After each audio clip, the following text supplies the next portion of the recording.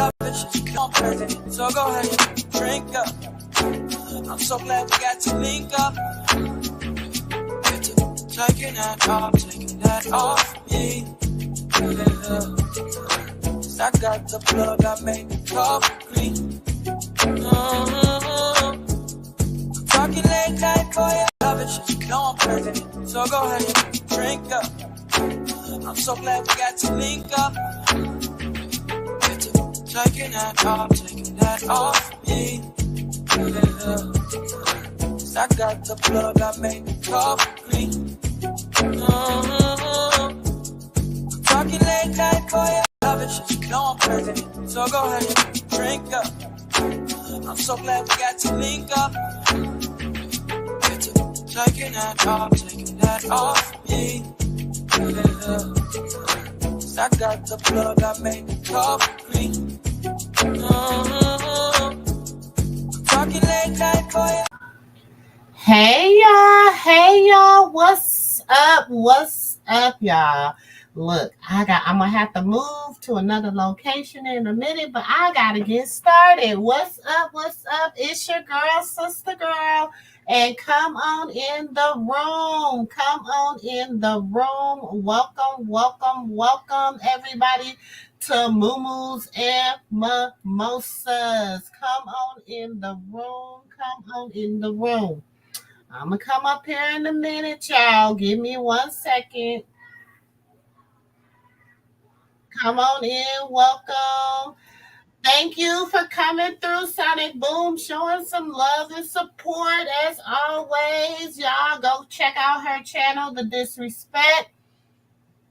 I mean, it's news like you've never heard it before. Like, it is good. Like, you really will enjoy it.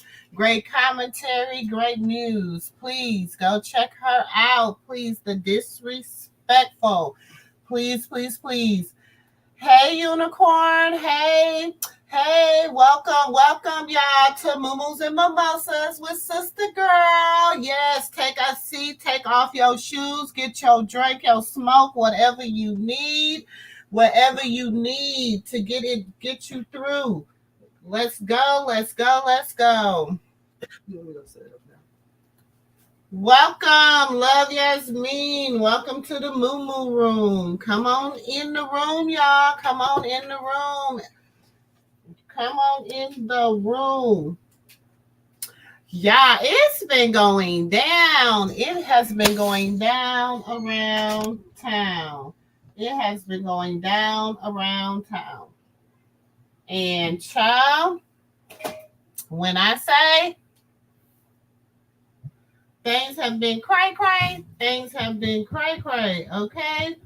And we gonna talk about it. It's Talk About It Tuesday. Nothing is off limits and nobody is off limits, okay? So today we talk about everybody and everything. So come on in the room. Hey y'all. Hey y'all. What's up with it? Come on in the room. I told y'all I was coming up, y'all. I gotta get prepared, y'all. Y'all can see I've been at the hairdresser all day getting ready for my cruise and all this good stuff. So y'all, we gonna get into it, cause baby, when I say, we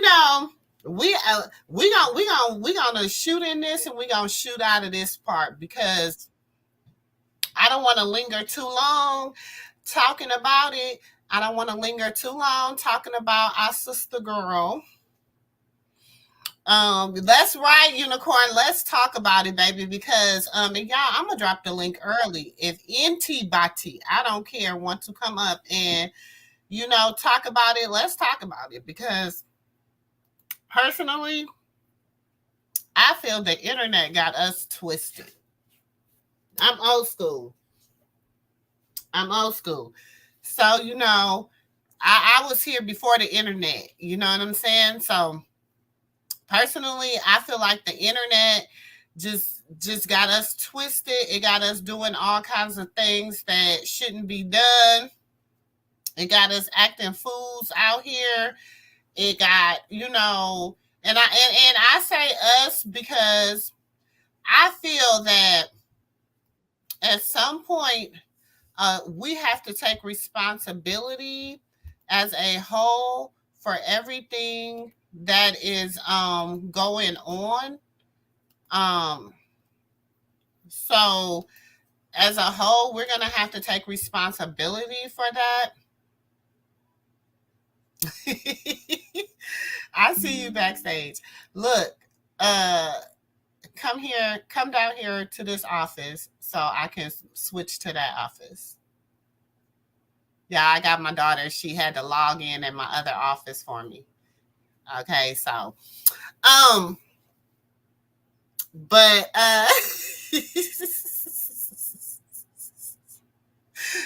so I'm just saying this, the industry got us all messed up out here, y'all. The industry got us all messed up out here. Okay.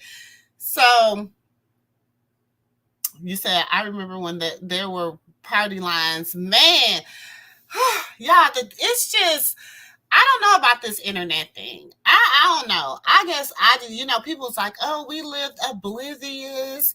And you know what I'm saying? But sometimes, in certain areas of life, ignorance is bliss. Okay.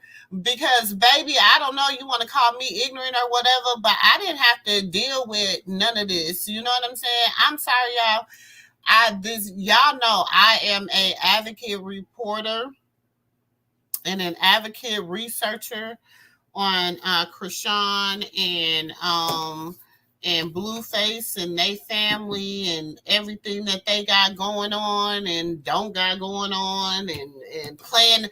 And I've been telling everybody for months upon days that they have been playing in our face. It was all a scheme set up to come to us with the BS. But no, everybody wanted to be taking sides. Everybody, whatever. Now, like I told y'all before, I never had a dog in the fight. I can see the thing. I never had a dog in the fight. What I did say was, as a mother of five women, okay? 5 young women, all different. None of them are the same. None of my young princes are the same. None of the butterflies are the same, baby. They all different. They all went in their cocoon and they all came out different. Okay. So what I did say was, okay, knowing the route she's going, but when I say my head been hurting, and I've been irritated because now everybody's, oh, I think we getting played. And I'm like, you think? But yet, they still trying to run the train. And like I said, I'm not trying to mess with nobody money. I don't, I'm, whatever.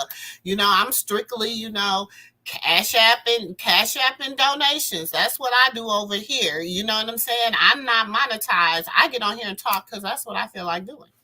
So, I'm just saying everybody had a dog in the fight. You know what I'm saying? You got Team Jaden, you got Team Blueface, you got Team Krishan, you got, you know what I'm saying? And I'm telling y'all from the beginning, y'all, the mama gave them the plan, gave them the blueprint, sent them in the house, and they decided when they want to get in the house, they want to rearrange it. They didn't want to put this room here and this room here and the kitchen here and this and that. They didn't want to do that.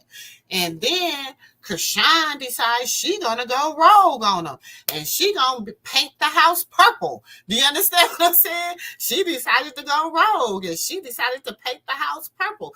And they all like, well, what do we now? What do we do? So then, now everybody trying to do their own lane. Everybody on live every single day. The whole crew The whole crew. Even K Suave don't went live lately, y'all. I'm like, what? The whole crew. Everybody going live. From and even on Blueface side, from the mama to the sister to the brother to the best friend to the stylist, to the assistant, everybody going live. Everybody's in it for the dollar. You know what I'm saying? I'm like, I ain't mad at them because that's what it's the internet. You know what I'm saying? I'm mad at the people that was like, yeah, I ain't even mad at nobody. Yeah, I ain't even mad at nobody because I already knew it was a game. So why am I be mad at something I already knew a game? Yeah, Ness, thank you, Ness. You stayed up. You need to get some rest, boo. Ain't you got to get ready to get up out of there? They came here it's the internet. It's what they do. Ignorance is peaceful and drama lit.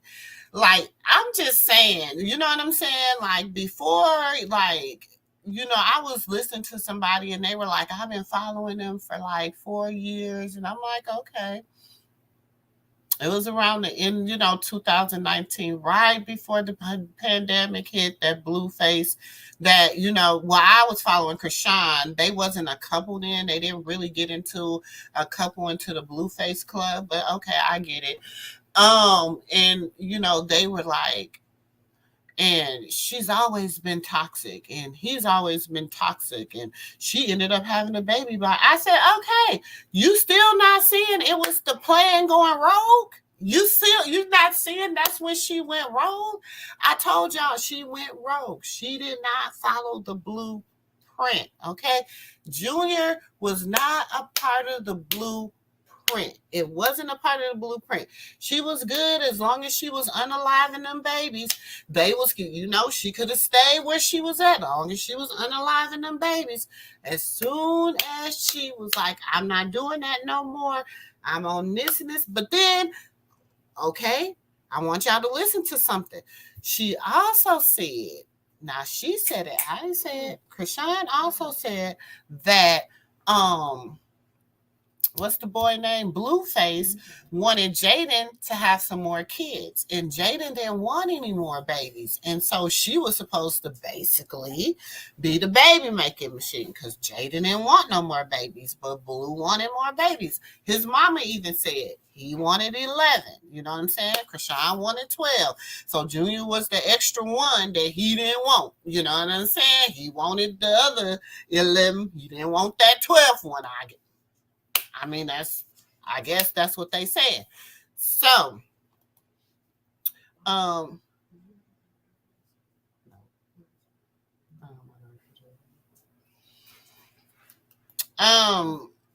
kept saying it gives us meat, but because it's if y'all pay attention, Rock put that kitchen in. She put the kitchen in the bathroom, baby. She put the family room on the back porch. She was like, I'm gonna rearrange it how I wanted to rearrange it. Child, she ain't put nothing in that house together the way it was supposed to go together. You know what I'm saying? Now, when she first walked in the house, she was with the plan. When they set out the blueprint, they was like, okay, Rob, you in charge of the kitchen, okay? And Jaden, you in charge of the living room. And Blue, you in charge of the front area. And then I'm going to take the upstairs. And in the upstairs, they had a whole plan. They had it all set up. Try and did nothing go as it was planned. You said even the pets go live. I'm telling you, everybody go live.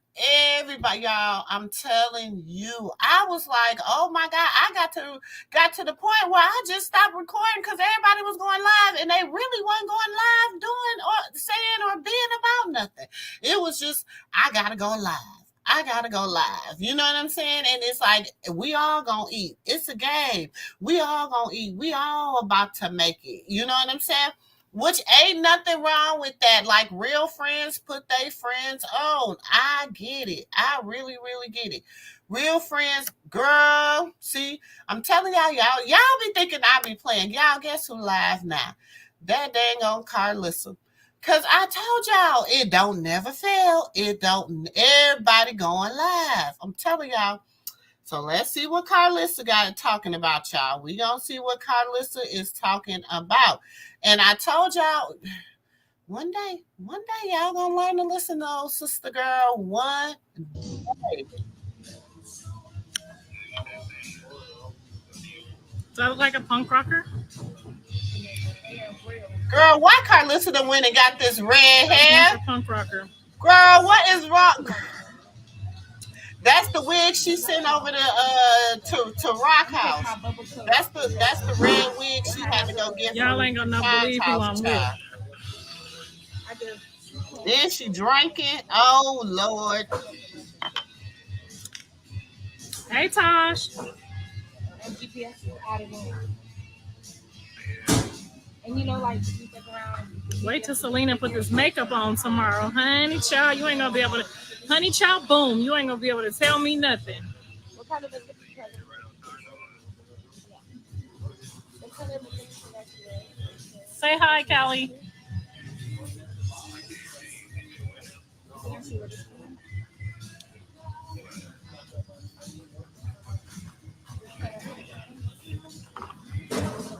Woo!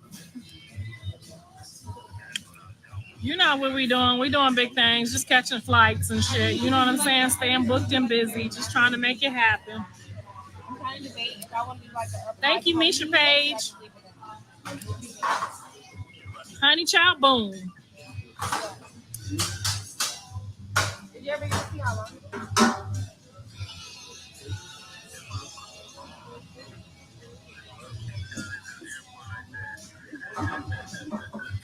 Cheers. We got 25 million people on here, Callie. 2.5 million, I mean. Sorry, my bad. They said clean the camera, Callie. What's wrong with my camera?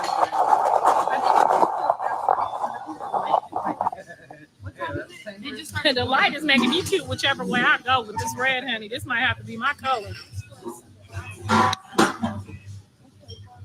You know she on the phone with trying to bust her nigga out of jail. She on the phone trying to bust somebody out.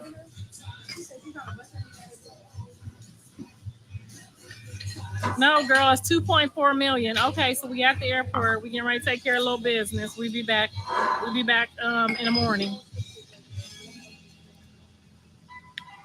Thank you, Kalia. 25 million. 2.5 million. Clean the front of the camera. Is that better? Clean it with my titty. Yeah, that's when it's supposed to be. It's supposed to be.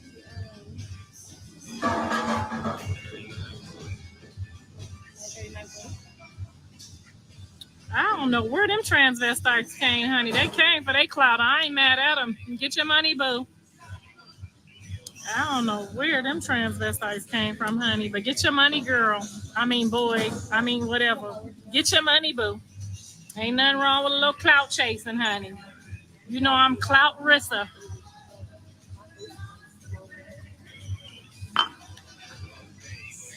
Long as they don't say he did it.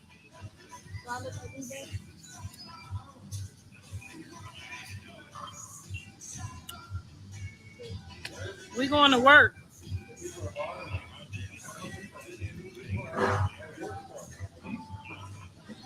That's why I was being in the hotel. We ain't got no lashes on right now. We waiting to put the makeup on because we about to get chocolate wasted. Clout Rissa, honey. Clout Rissa at its finest. Clouded my way to $1 million this year.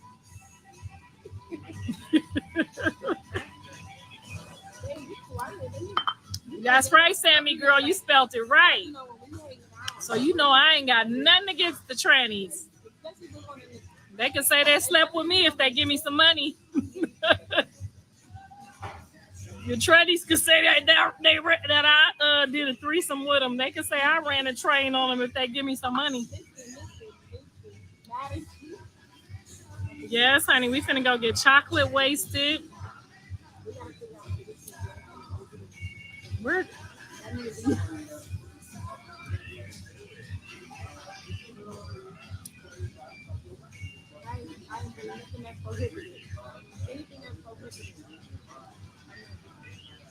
yes, you guys, I'm getting to live a little bit. I'm getting to act like a whole retard again.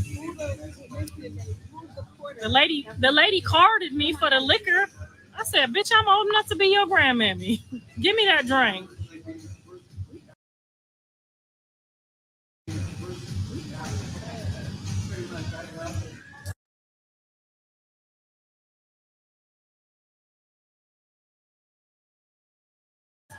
I'm from Southside, Cohasset. Southside, Youngstown.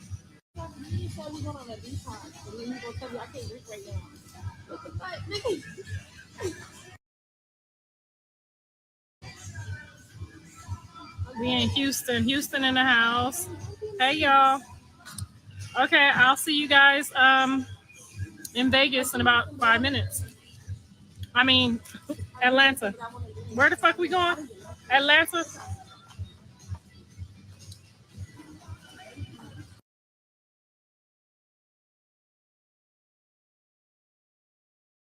Is we going to Atlanta or Vegas?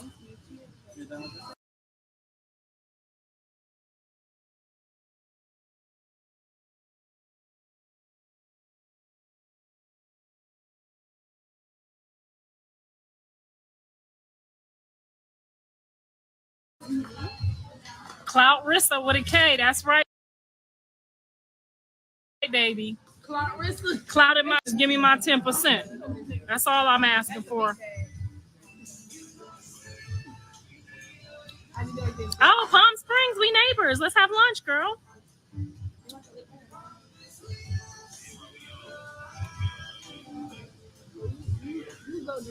All right, we gotta go. We only got 2.1 million people on here. Y'all fucking up the rotation. I gotta see what these top kids are. Yes, girl. Just tell them. Just use Blueface name. Just hit me up and I'll verify you. Girl, when you go get your hair done, your nails done, just tell them you Blueface cousin or Blueface mama. They gonna give you a discount. Tell them the mama sent you. Just give me my 10%. That's all I ask for. Yes, girl, you can borrow my son's. You can borrow the clout. If you using the clout for a good reason, bitch, you better use that shit. I'm giving you permission. I'm giving you my permission to use it. Thank you, Ols Kim. Thank you, baby.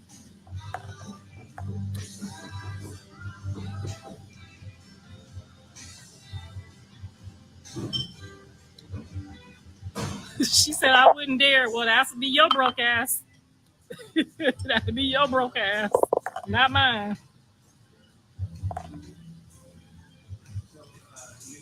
I know it's a little mess right now. Jay gonna pull up tomorrow and curl it. I just got done riding my husband in the parking lot, so it got a little fuzzy. But Jay gonna pull up and fix it. Don't worry.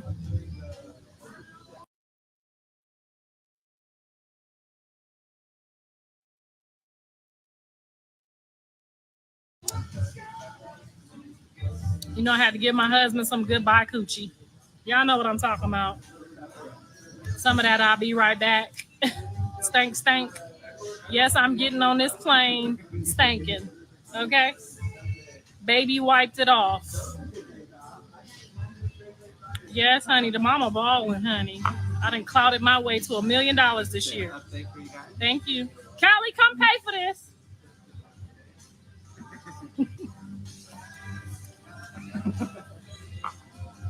And make sure you tip him. He cute. Where'd she go?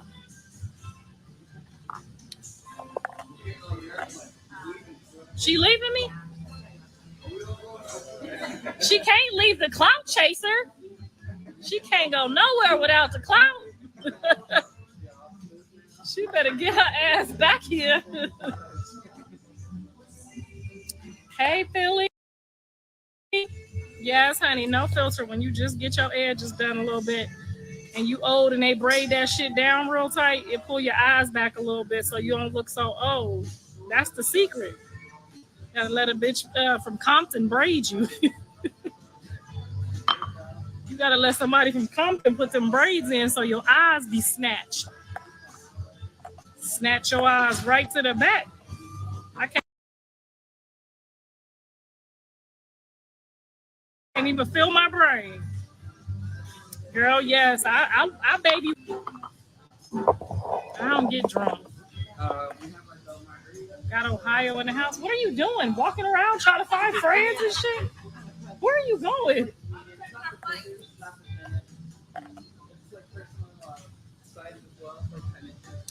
We got 2.2 million. 2.2 million.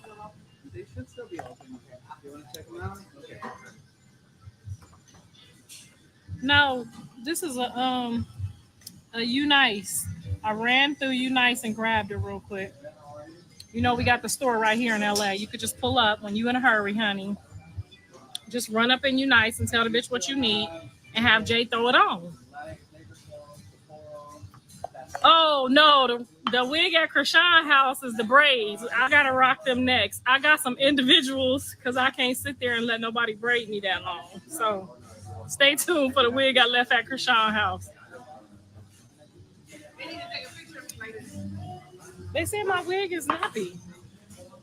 My Unice is nappy. I think it's cute. It's cute. Okay. You know, Dad fucked it up a little bit. Yeah, I was in that car like, I'm gonna be right back. I'm gonna be right back. You know how they do, girl. They gotta put a little stank on you so that you, when you get there, you don't do nothing ratchet. He seen this red hair, honey. You know how they do. They put a little stank on you so you be a little sloppy, a little stretched out. You know how they do us. They said you a Leo, huh? Am I a Leo, Callie? Huh? She over here dancing. She a Taurus. What are we drinking? She left you. He left you. What they said? What is this? The lady in Boston said, "What is this?" It's we did What is this? Because she don't know what we drink. Casamigo Capasago. Casabacasaca. Casadores. No, it's not, girl. I don't know how to speak Spanish. If he would have said it in African, I would have put the African accent on it. And then keep going on the screen, and at the end, you chip or tap the phone or the card, okay? Are we going to Jaden's show? I thought it was today. Didn't we miss it? They called my name, and I cannot drink they this. just called our names. That's us. Over there. We check in. Ooh, I don't want the rest. You can have it, sir. I can't drink like. Yeah, she gonna drink it. Let her drink it. You need the receipt? All right, take your card. What? She bought me a drink. She usually make me pay She don't lie. with my clout. Buy her everything she wants. She be making me pay with my clout, y'all.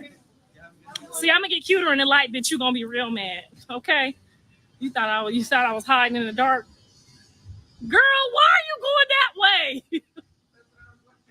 Oh my God, are you serious? She done order some Chick-fil-A. You finna miss your flight for Chick-fil-A?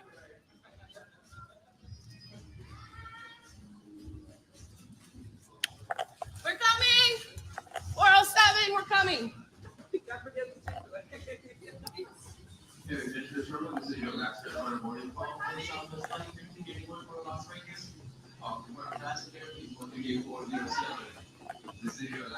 Girl, I'm not running for nobody.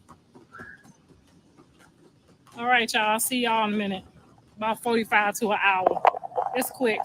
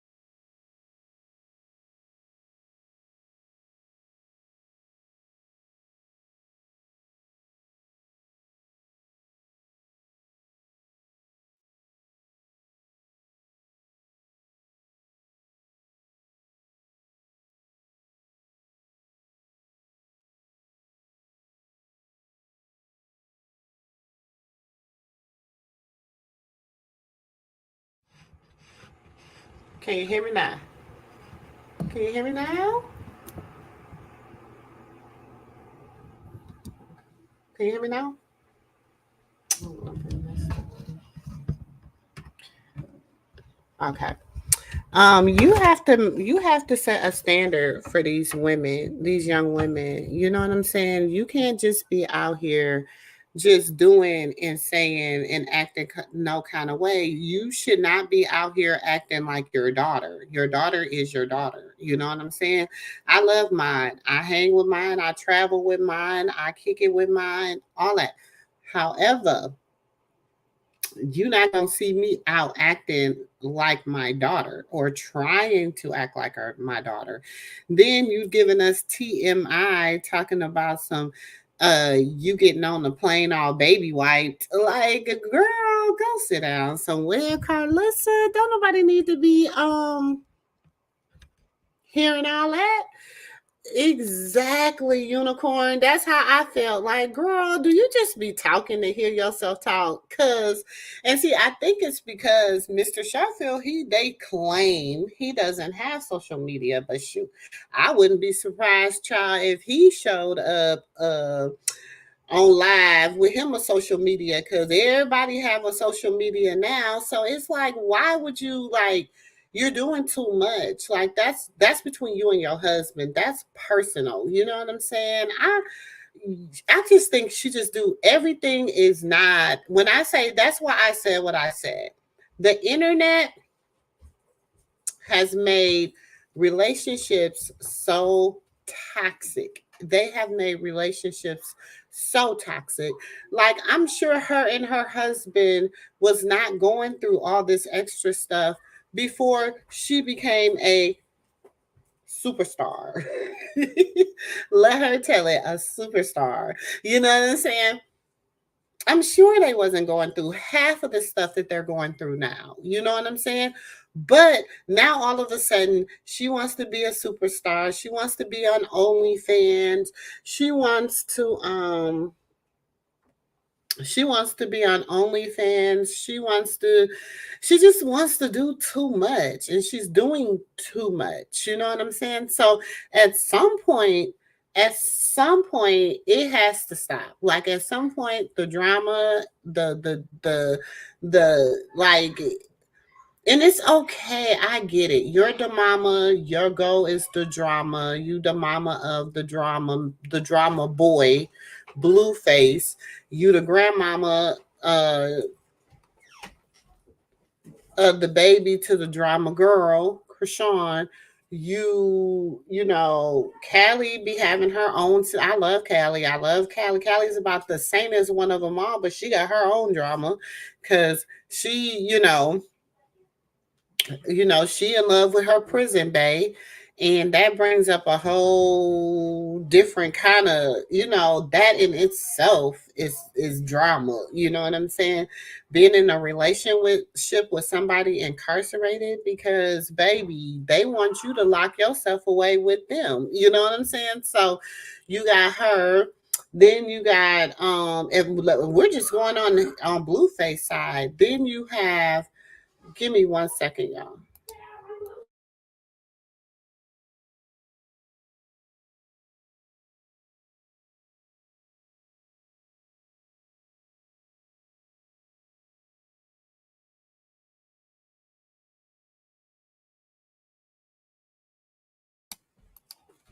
So that poses its own type of drama, you know what I'm saying? And that's why I say the internet has made toxic relationships. I mean, all type of relationships, mother-daughter relationships, sister-sister relationships, sister-brother relationships, brother-cousins, cousin-sisters. I mean, every relationship, it has begun to make it toxic, because the internet has been a place where anybody can pretend to be anybody. You know what I'm saying? Like, back in the day, back in the early 90s, you know what I'm saying?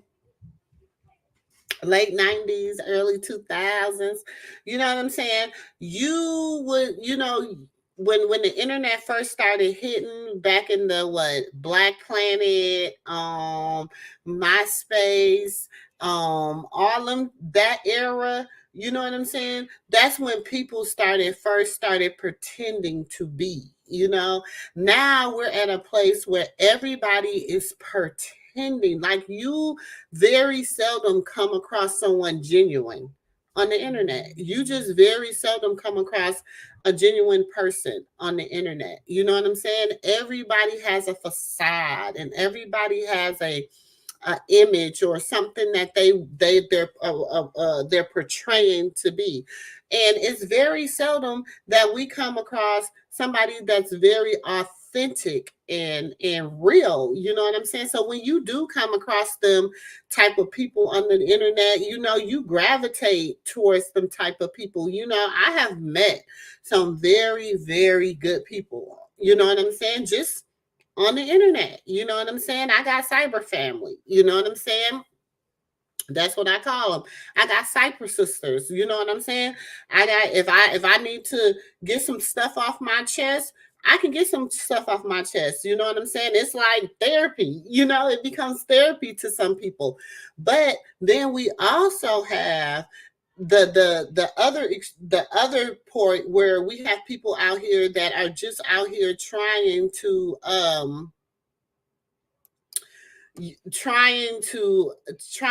like crabs in a bucket mentality. You know what I'm saying? Or they're getting excited off of someone else's pain and misery, and it's making their situation seem like it's better, I guess, or making them feel better, or making them feel like, you know, it's not that bad.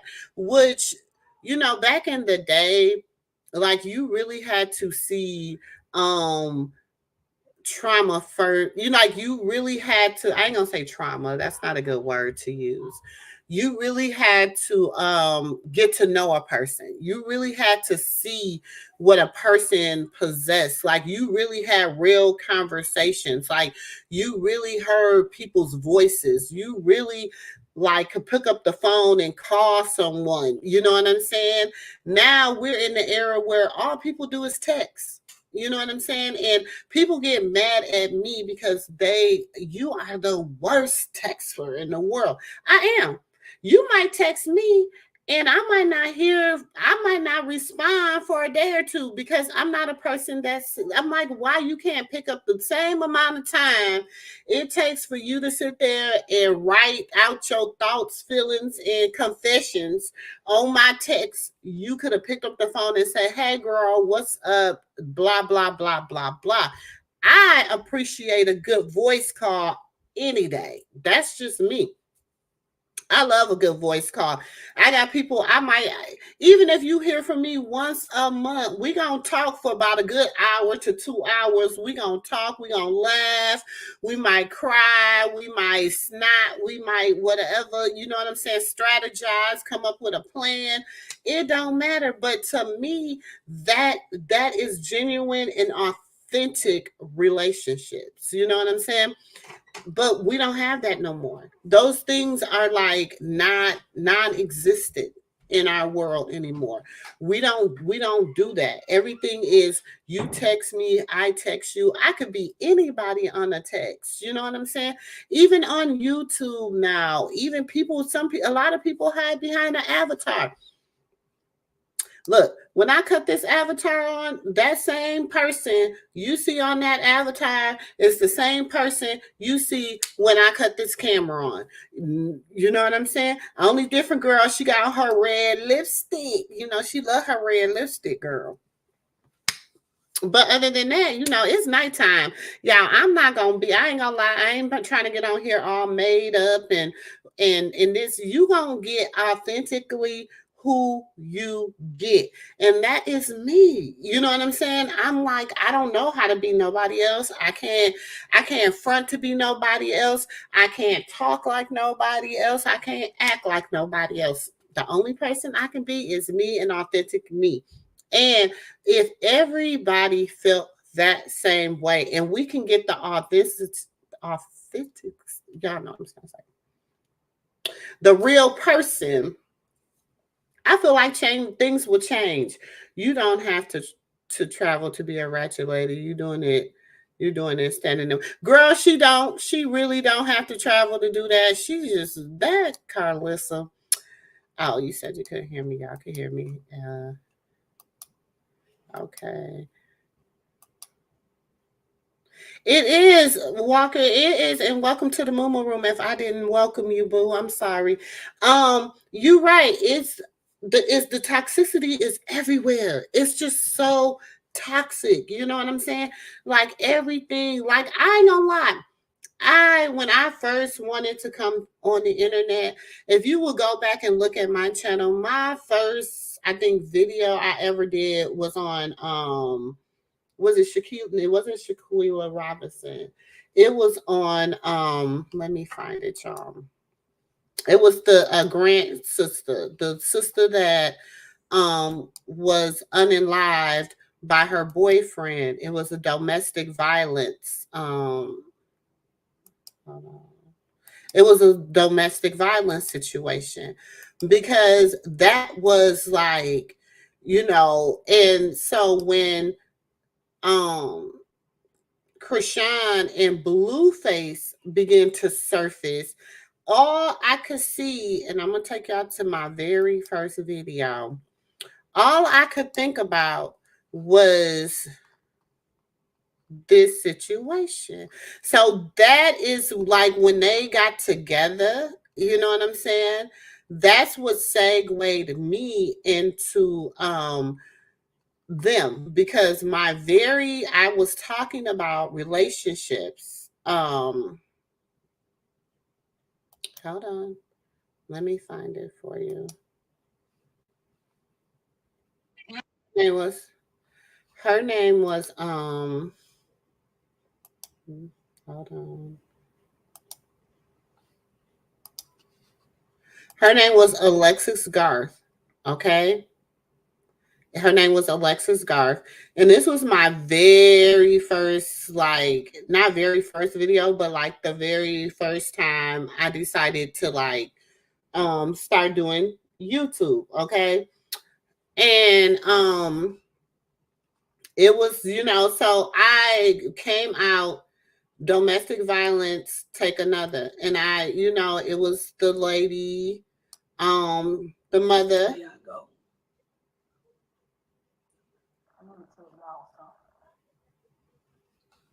Let me tell y'all something. Let me tell y'all the story.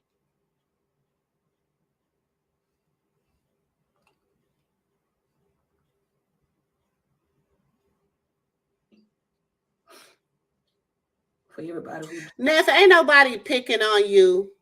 I know you beautiful, here and there talking don't be about doing that, Ness. somebody don't know the story. Bitch ass nigga. Hold on, y'all.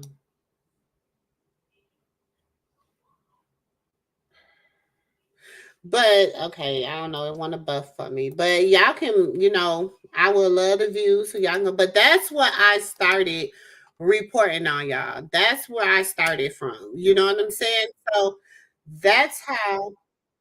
Hold on, that's the mom. Hold on.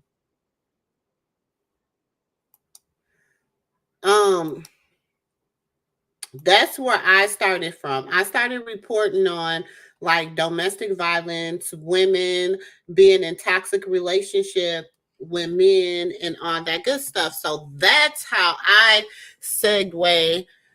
Oh yeah, my internet is acting crazy in this office. That's why I hate coming up here.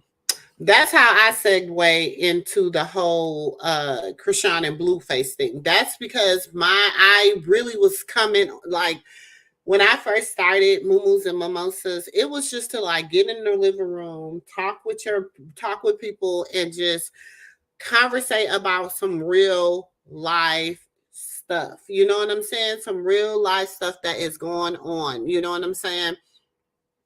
So, then it's like when I start seeing this, I'm like, okay, this girl is really like, this is going to lead. Like, all I could think of was Alexis Garth. Like, this was this girl, this mama is like without her baby. You know what I'm saying? And for me, coming from a mother who had to bury a child, that's the worst feeling in the world is to not have your child, not have your baby. You know what I'm saying? Like, not to be able to see your baby again. You know what I'm saying? That old saying, your kids are supposed to bury you. Look, that right there, because a mother having to bury their child is the worst, feeling. Like I was feeling for my grandmother, you know what I'm saying, even when she had to bury my father, you know what I'm saying, because it's like that's still your child and that was her firstborn, so for me, it's that's just a very sensitive, so when I seen that mother, like that's what pushed me. Like I had started and then I was gonna start doing, drinks and bar, because I'm a bartender by trade. So I was like, okay, I'm gonna do this.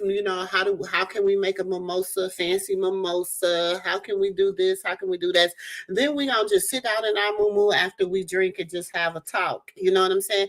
Then this girl, like this real life drama start really, because I was watching, like I said, I've been following the girl for a long time because I was just like trying to see the transformation, like what made, like where was, like I blinked my eyes and the child had transformed. You know what I'm saying? So when I seen that, all I could think about was that Alexis Garth girl. You know what I'm saying? Even like when I think about her, girl, she done went live. Hold on. Let's see what Krishan got to talk about. These people.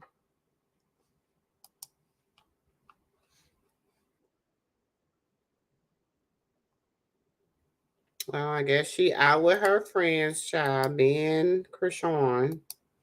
Hold on. Oh, I got something in my eye, y'all.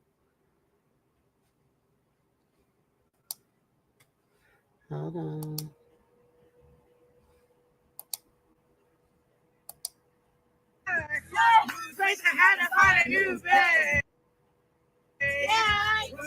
What was he saying? I'm like, hold on. It's that new boy pussy made my water break. It's my fucking.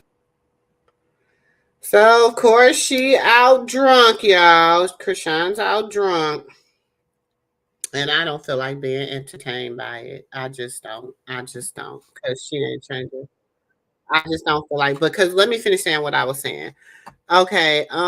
She's in Baltimore, y'all. So she's in Baltimore. So Jesus is probably with Anissa, what? Okay.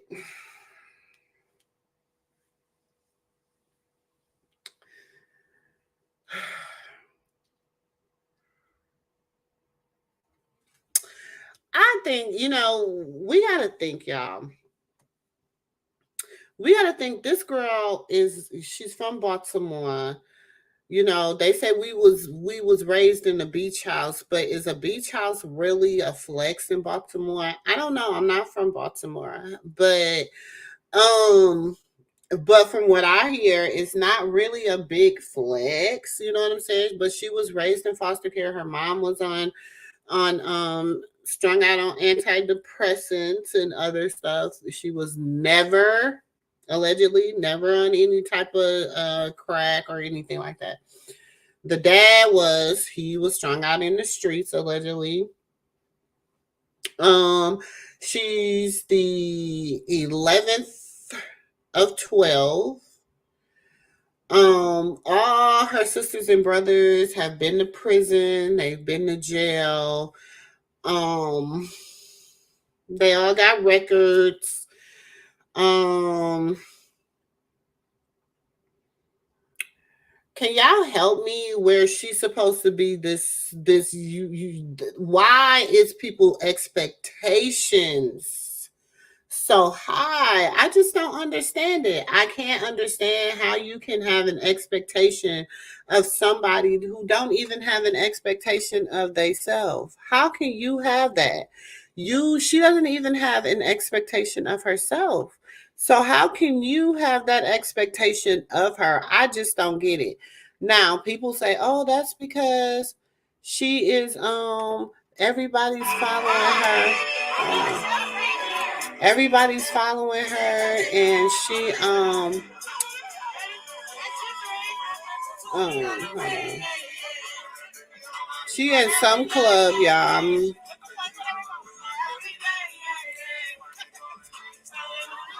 Oh, they in a Sprinter or a party bus or whatever. The whole family is in a party bus, so that's all it is. And that's what I'm saying. It's all a big house. You know what I'm saying? I don't know why everybody not getting it. I don't know why everybody's missing it. You know what I'm saying? I don't know why, whatever. But why do we have all these expectations for this 23-year-old girl who barely get it?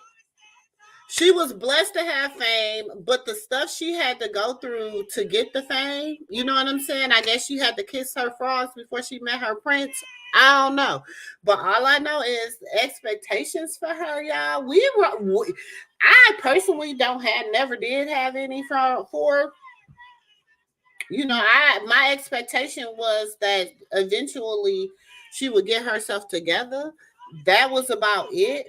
But you know, that's it. That she will find her way. You know what I'm saying? So I have to get better at calling. Unicorn, it is. You got to get better at calling, like, and being face to face with people, because you know, I be telling my kids, my family, all in this all the time. I be like, if the internet shut down, if the internet go down, you know what I'm saying?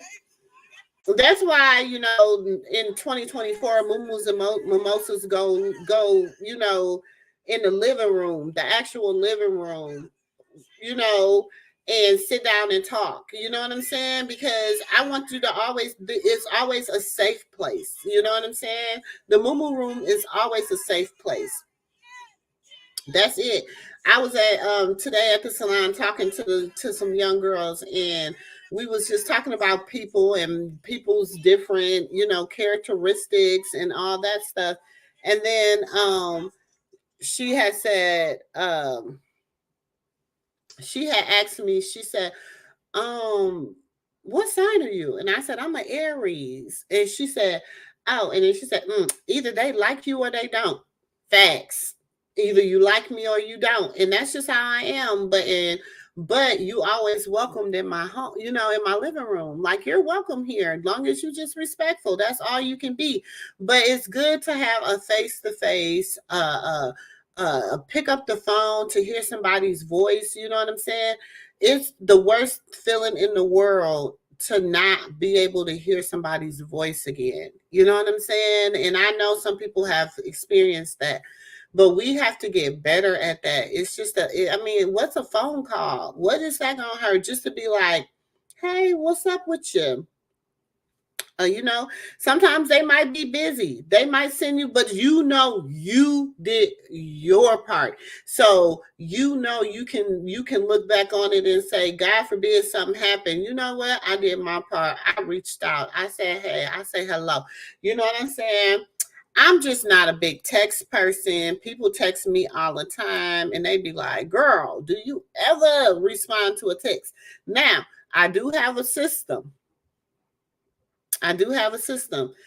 If you are not a talker and you don't like to talk on the phone, you can call me, hang up, and then I'm going to look at my text messages. And then I can get what you want off my text messages. It's my little system for my family and friends, but that just works. Then it'll be like, okay, but if you call me and hang up, I'm going to always look at my text. Now, if I don't see a text, I'm going to call you back. You know what I'm saying? Because they be like, you know, you might be busy, you might be whatever. But what is a phone call going to hurt, man? What? Because it was a time we didn't have the internet. We didn't have texts. We didn't have a text. It was a time we didn't even have a two-way, baby. You could call and get done. Then you gotta call, wait a minute, call back, but I ain't gonna lie, I was the queen of dialing 0. Yes, can I make an emergency breakthrough? Oh, child, I was the queen of the emergency breakthroughs. You hear me? I remember one time I did an emergency breakthrough. My mama was like, "What in the world? What happened? What happened?" I was like, "Nothing." I was like, "Well, who was you on the phone talking to?" So my mom was like, "Girl, I know you ain't just do no, it ain't no emergency." But it's like, hey, that's what we had to do. You had to call the operator, give them the phone number, tell them you needed to do an emergency breakthrough. They call, they give them your name, they say your name over the thing, and then they hang up the phone from the first person they was talking to so you could call. Girl, I don't know. I remember them days, y'all. Some of y'all might be too young, but them was the days. Girl, Neff, I was not picking on you, Neff. You know that, boo. I know you sexy. Your channel would be a mess. I have opinions. I mean, I'm just saying, that's what I'm saying. You know, I have sold too. I really do too. You know what I'm saying? And to be honest, celebrity gossip is good. But you know what I'm saying? The new year, I just they're examples. You know what I'm saying? You can use celebrities like Blueface and Chrisean. I could use them in so many ways to teach young girls. You know what I'm saying? I can take everything about them and just break it down. I can take each video that I have produced with them live, just them lives, not me speaking about giving my opinion, just them lives. I can take them and just be able to break them down to a psychological point so that people can just see, like, okay, dang, this makes sense. You know what I'm saying?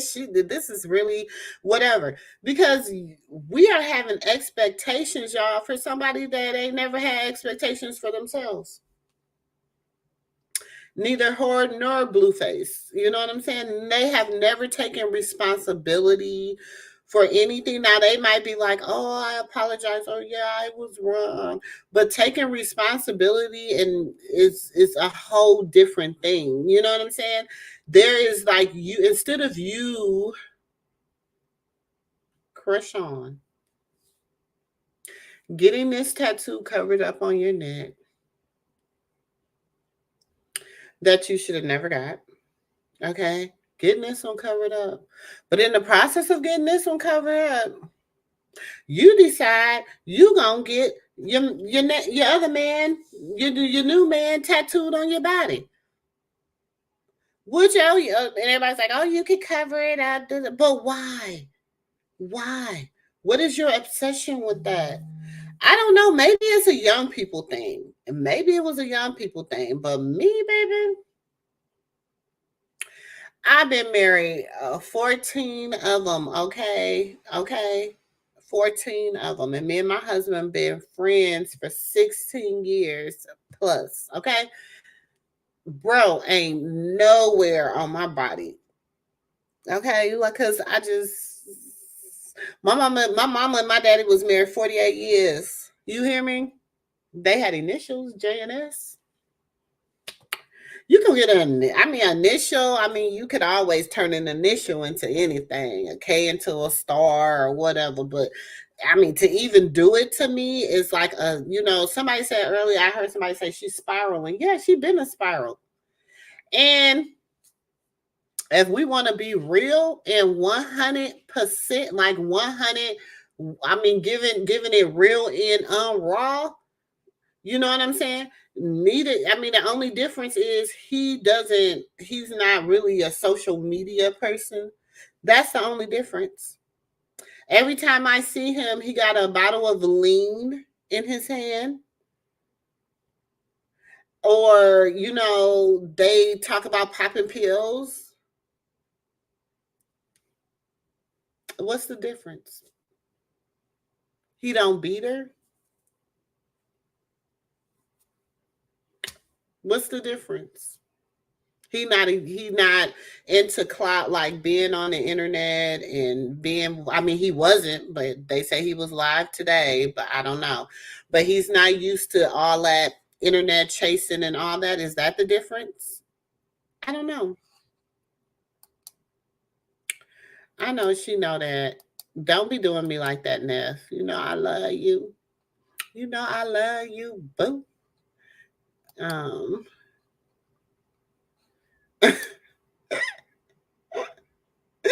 he said, I want to start on the missing children in Ohio, and then I want to know where to go from there. Exactly. Like, you have to start somewhere.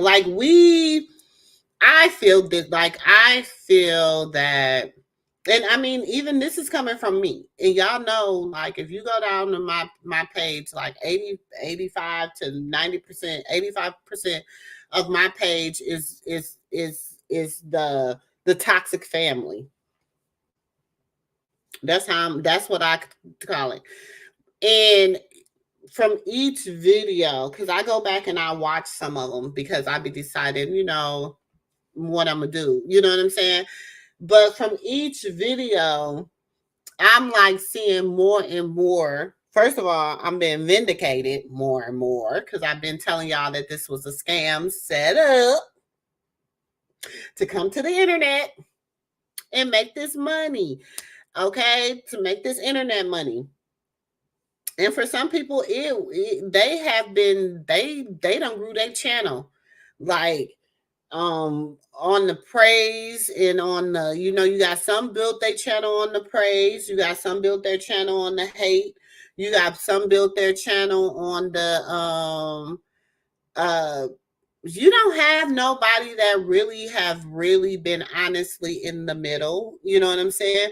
Now, I personally I feel like I've been in the middle. Some people thought I was on the Krishan train for some. No, I just report on her because she's a young girl. And like I said, I started reporting on young girls that are in very messed up relationships. And I thought if I could document this journey through this toxicity, that somebody else will see it and be like, damn, oh, let me look at him across the room. Am I going through this? Do we have to sit up here in front for the internet? Do we have to sit up here and act like this and that and this and that? You don't think they have a business meeting? You don't think they have a meeting where they all sit down and be like X, Y, and Z?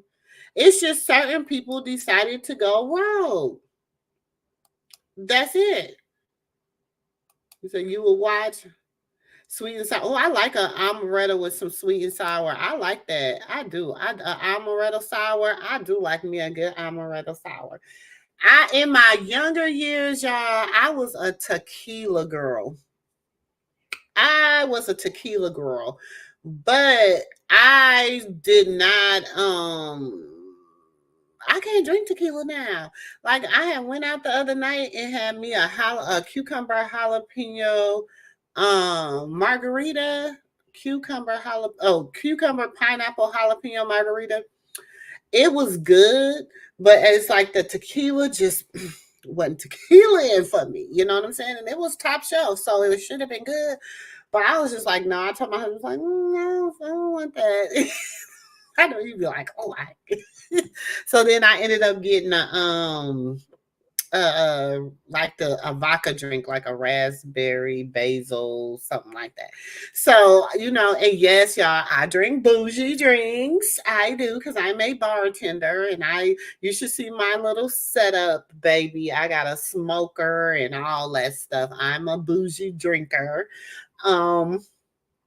That's what I like. You know what I'm saying? I do support, and like I said, when I first started my channel, I was gonna go support Black-owned brands, of liquor and all that stuff. But then it was like, as I started researching Ciroc and a lot of Black-owned liquor brands, things got to be yeah. So I'm still going to go through that, in the new year, we're going to get back on that vibe. So we're going to be doing like a drink I'll post a drink of the day. And, I'll post it on my community page. We'll do a drink of the day or whatever. And then, we'll have like a special drink on the nights that we,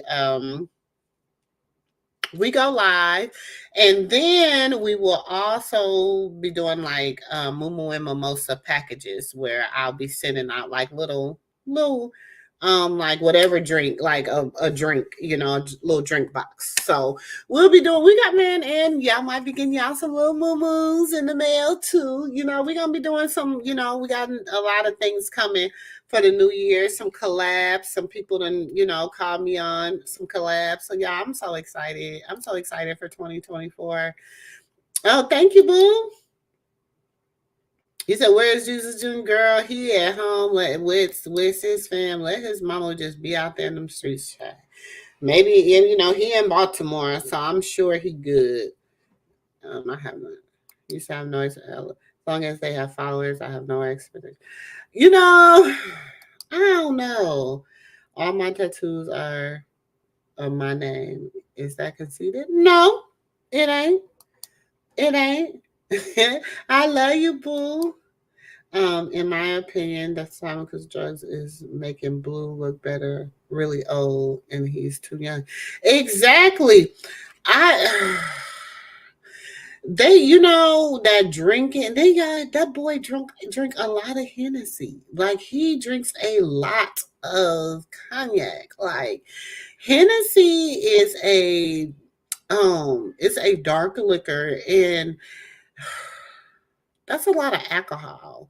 You know what I'm saying? And he's young. In the way he drinks, in the way that Jaden drinks, by the time they get a certain age, baby, they little livers and kidneys ain't gonna be worth 2 cents rubbed together, honey. I'm like, baby, you. He is. It got him looking old.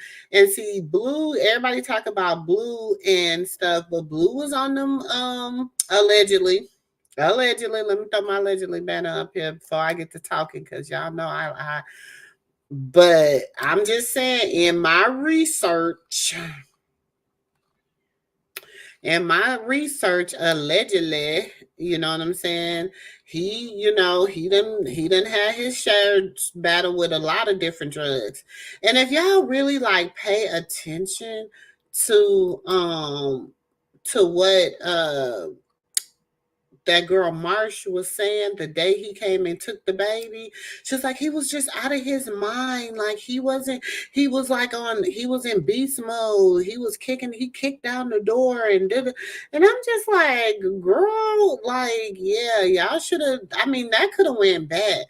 And if that girl got all them bruises on her, y'all, there is no way he's not. He's not. And then he had a busted lip too. He had a little lip, but I seen a busted lip, and I'm sure he probably had, because he been wearing long sleeves too. So I'm sure it was a bra for it all. But I think Jaden had to heal up for a minute, because we're just now kind of seeing Jaden out and about. And, every time you see her, she got on them dark sunglasses and stuff like that. And so, and she been doing her appearances by herself. And then, he was like yesterday, he took the the oldest boy, Javon, to a game. And he, I don't know why my computer be slowing down. He took him to a game, and I think it's the part of the house I am, because usually I'm like in the other office, the router and the stuff. And in this office, I'm kind of like on the total opposite side of the house. So I think it's the router. So y'all excuse me if I'm lagging a little bit. It's just I gotta be getting used to being in my new space. So, but so he was with his son yesterday, and he was like, "Oh, I'm crying and I'm so sad, and wash. Can you wash my tears?" And I'm over it. Because all he's doing on Zeus now is creating another form of Bad Girls Club or Blue Girls Club. And that's all it's going to be. And, Linwell's here for it. He's here for it. That's why I said it's all a game, y'all. Everybody got a show coming out. Krishan got her own show coming out with her and her family. and her crew.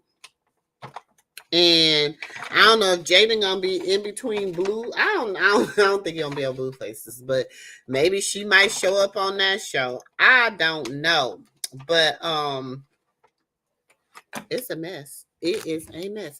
So anyway, speaking of messes, y'all. Let me see what's up.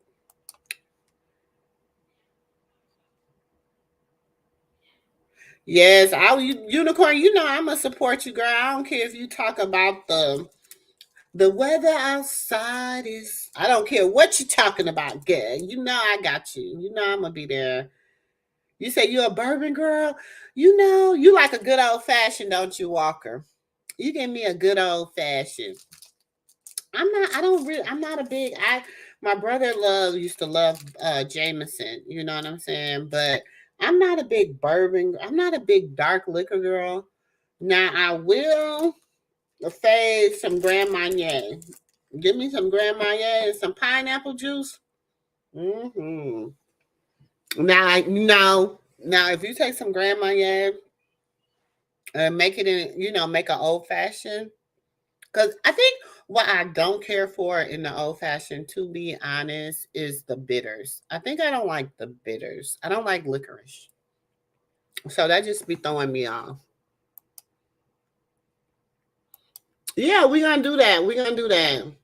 You say hen make you sin, girl. That's that gin too. Between hen and gin, you'll be sinning all day. I'm telling you.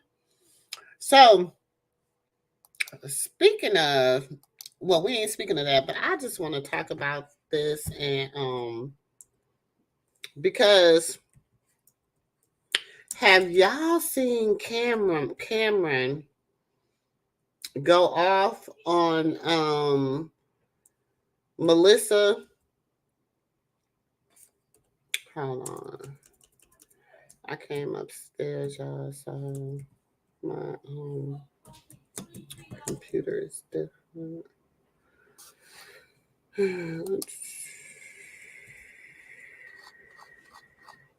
Let me find it. Okay. So let me go to this, and I hope it don't start acting a fool on me, y'all. Let me stop this camera. This might help.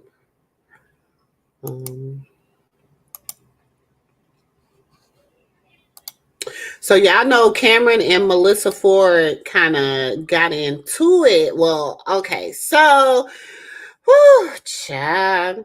So Cameron goes off on Melissa Ford and Joe Biden on Instagram Live for airing a podcast where they slandered his good name. Okay. So, is this the podcast? So on Thursday, December 7th, Cameron dropped on Instagram Live and aired out Melissa Ford and the Joe Biden podcast for slandering his and Mace's name by insinuating they had sex with underage prostitutes. The Harlem, New York rapper was addressing the former model for her comments regarding a segment she watched on the duo popular sports podcast It Is What It Is, where Cam told a story about him and Mace having a threesome with a sex worker at a border back in the 1990s. Okay. And in there a distinct possibility that there may have been underage girls at the whorehouse. That's what Melissa Ford has said on the episode, right? Although Ford apologized for her remarks, Cameron was not having it and slammed her in his disparaging his name. First of all, I only like older bitches, he said. I'm going to say what he said. Second of all, it was 1992. We were underage. I just turned motherfucking 16, he said in a video, and that can be viewed below. Okay, so we're going to go watch the dang on video. It's a video on here, y'all. Because he went, oh, here it is, child. Here it is. Okay. About how me and Mace in the 90s was. Hold on, y'all. I was talking about the actual year I was talking about was 1992.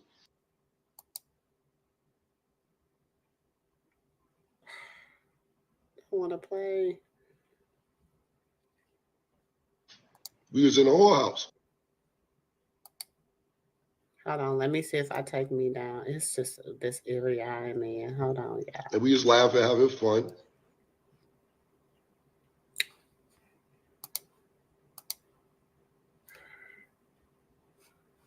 Hold on, let me refresh it. Let me refresh it and see if that'll work.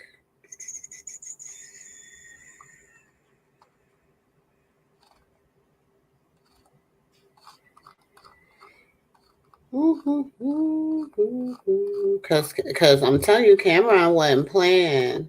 He was not. You know what? Let me go get it off of somewhere else because it might be where it's at. Hold on, y'all. Let me go get it off of somewhere else.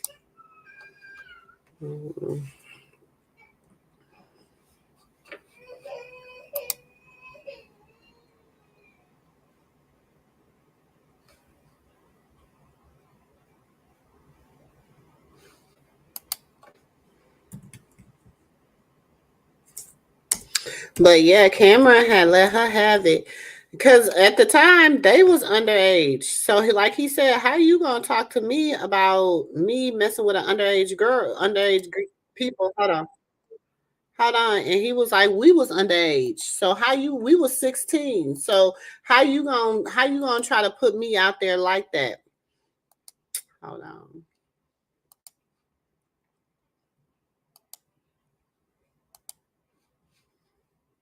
Please, playing games. Can I do a skit? Can I do a skit?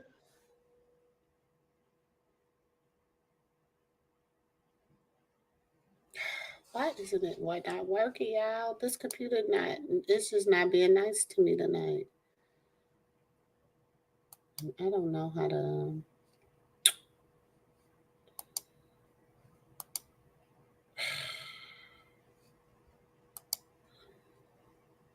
Let me see.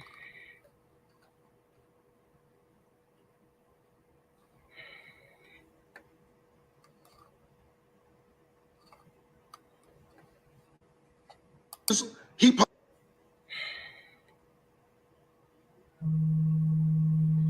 Hold on one second. My daughter gonna probably have to walk me through it. Hold on. How about the sneaker release? Playing games. Can I do a skit? Can I do a skit?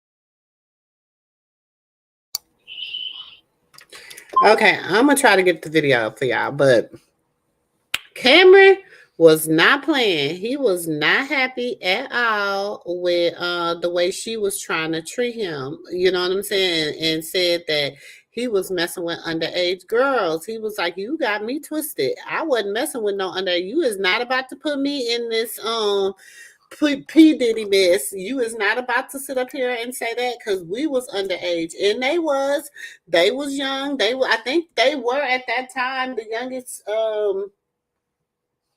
artists on Bad Boy Records. So I think at that time they were the youngest artists on Bad Boy Records.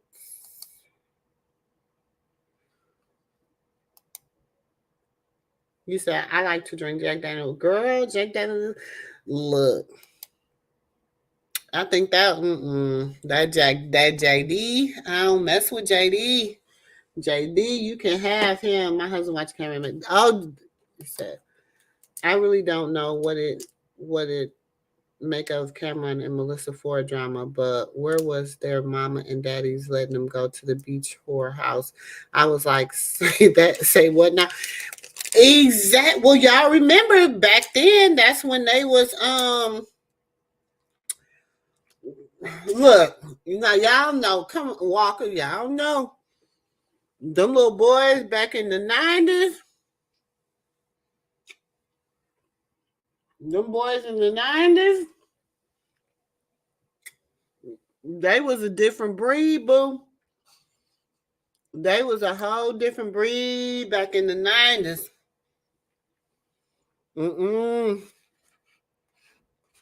They and then that's when they was on their little record label and they was doing all this. So I think that's I think what she was trying to do.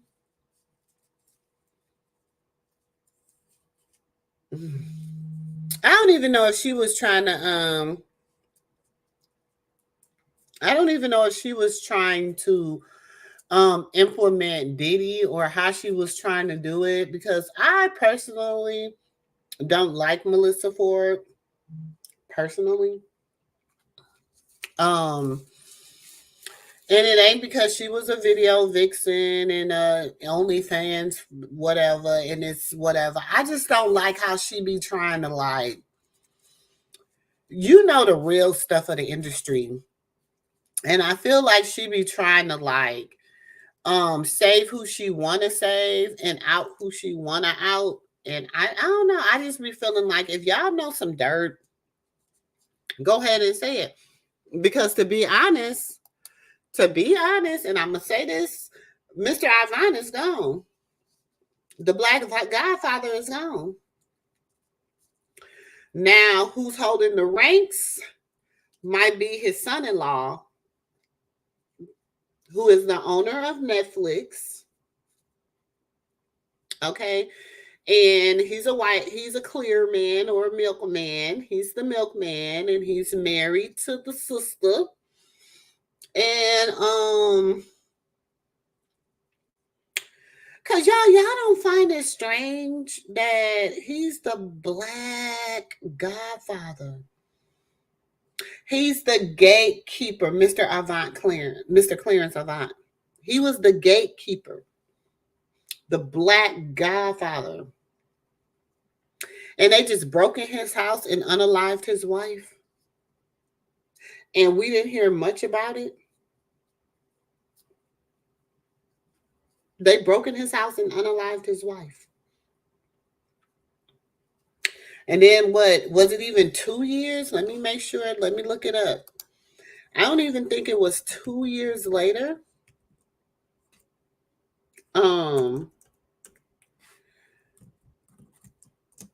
His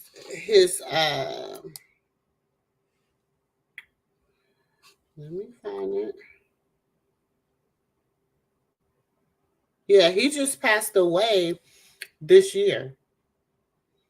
He just passed away this year, and it was 2 years after. It was 2 years.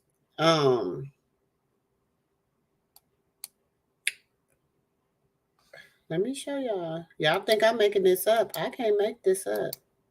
I'm just saying. I put 2 and 2 together. I think outside the box. I'm like, especially when it comes to the industry. I think outside the box. So look, here it is. Here's the article. Jacqueline Avant, wife of music icon Clarence Avant, in her Beverly Hills home.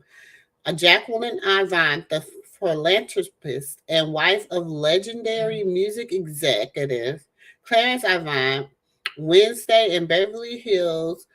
She was 81. Jacqueline Clarence's daughter, Nicole Ivan, is married to Netflix co-CEO and chief content officer Ted Sarandos. A Netflix spokesman confirmed that Clarence Ivan was not injured. They said, I don't think it was a random attack, said the Beverly Hills police chief. Crime of any type will not be tolerated, and we will not rest until the suspects are brought to justice. Steinberg said that the investigation was very fluid and encouraged the public to come forward with any relevant information. He also said it was too early to speculate what the motive was or whether the shooting was part of a robbery attempt. But if Mr. Avant was there, why they didn't, you know what I'm saying? How the man make it, but the wife don't?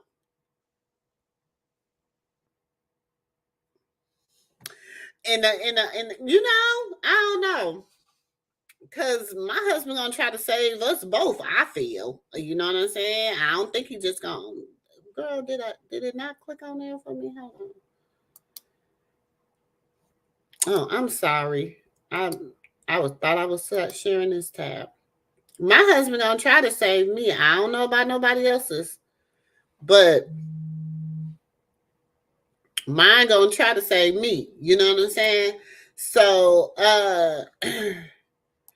then it say during a news briefing Wednesday afternoon, Steinbrock provided few details about the shooting.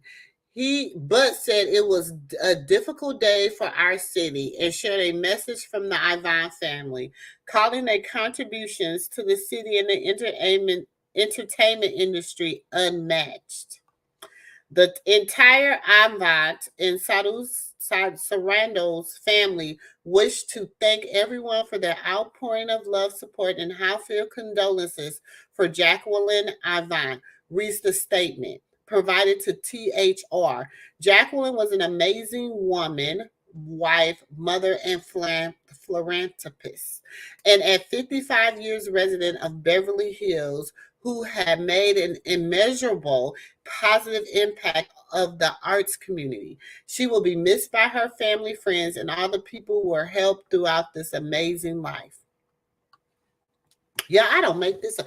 Y'all pay attention. Clarence Avant, 90, known as the godfather of black music, is a pioneering deal maker and Grammy-winning exec who has mentored and helped launch the careers of countless artists in the music and entertainment industry, including Little Willie John, Bill Withers, Michael Jackson, Jimmy Jam, Terry Lewis, L.A. Reid, and Babyface. Okay? Pay attention, y'all. I'm just saying. Remember I was telling y'all about this movie? A manager, label owner, content organizer, event producer, he created the first African-American owned FM radio station in metropolitan Los Angeles during the 1970s and founded Sesat Records in 1969 and Tambu Records in 1976 before becoming chair of Motown Records in 1993. His life and legacy was chronicled on scene in 2019 doc film The Black Godfather, which was produced by daughter Nicole and explored how Ivan championed impressive deals for black talent through the narration of Barack Obama, Bill Clinton, Snoop Dogg, and more. In May, he was announced as the reception as an Ahmet Evergreen Award for the Rock and Roll Hall of Fame. Married in 1967, together for more than 50 years, Jacqueline and Caroline had two children, Former USA ambassador to the Bahamas, Nicole, 53, and Alexander Du Bois Avant, 50. Y'all better pay attention. Born Jacqueline Alberta Gray, Jacqueline was a former Ebony Fashion Fair model known for her philanthropy. She served as the president of the Neighbors of Watts and a support group for the South Central Community Child Care Center, and an entertainment chairman of the Now Benefit Auction, Now membership. She also served as the board of directors in the International Student Center of UCLA. Okay, but that's all. I'm just saying, y'all. To me, and look, we're gonna look at what's going on today. I don't feel like they ever solved that lady's unaliving. Oh, they say some man pleaded guilty in 2022. They said man who pleaded guilty to killing or to unaliving, philanthropist Jacqueline Avant is sentenced to 190 years to life in prison. Girl, they had somebody take the fall for that. They had somebody take the fall. Somebody owed this man something, y'all, and they took the fall for this unaliving. I'm telling y'all what happened. A deadly home invasion in Beverly Hills ends. Hold on.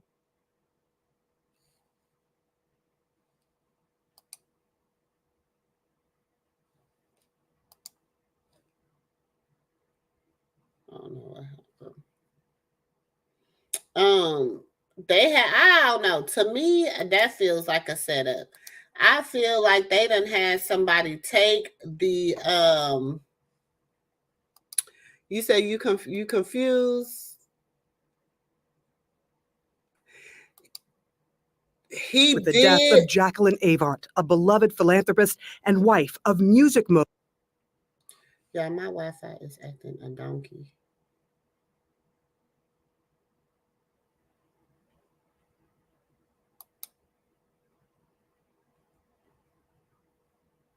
Clarence Avant. Mrs. Avant's death is an incredible loss for our community. Police say they caught suspect Ariel Maynor within.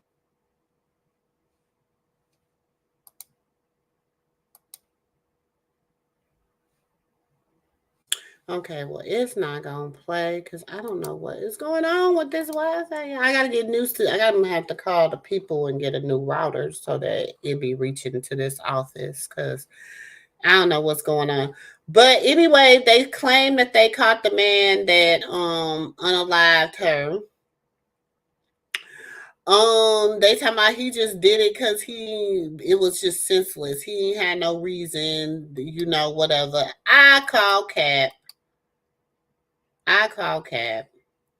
Burglarizing a home in another neighborhood. The chief said multiple surveillance cameras showed Maynor's car leaving Avant's neighborhood shortly after she was killed. CNN has been unable to determine if Maynor has an attorney. He has an extensive They found somebody to criminal record. He's on parole. When they arrived, they found. So he got extensive record. He on parole, so he automatically. Maynor in the backyard suffering from a gunshot wound to his foot. Jacqueline Avant was the soul of her family, a pillar in the Black community. Tell me about her. She was an angel, the matriarch of the Avant family, but also a community servant. This is one of the most gentle and loving people you will ever know. In her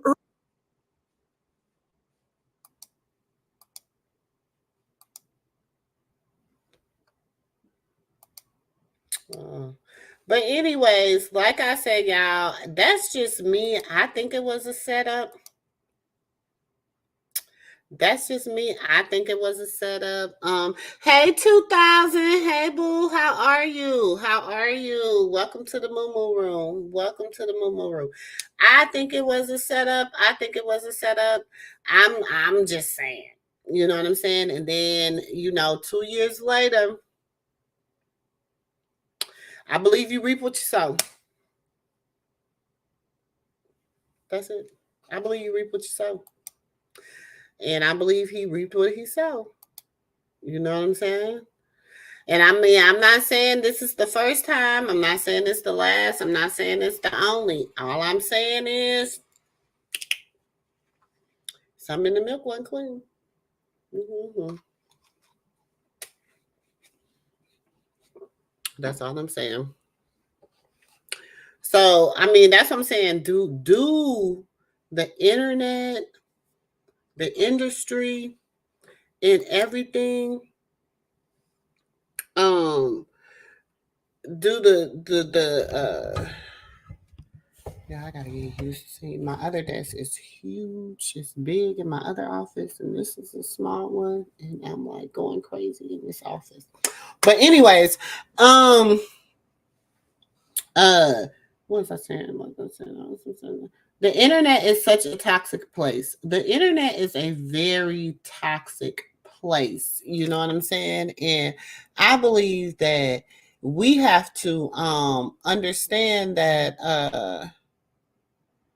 that people are not being their authentic selves. Number one, they're not being their authentic selves. They're not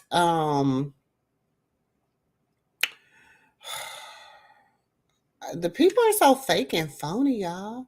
They're so fake and phony. I'm so tired of people being fake and phony. It just doesn't make any sense.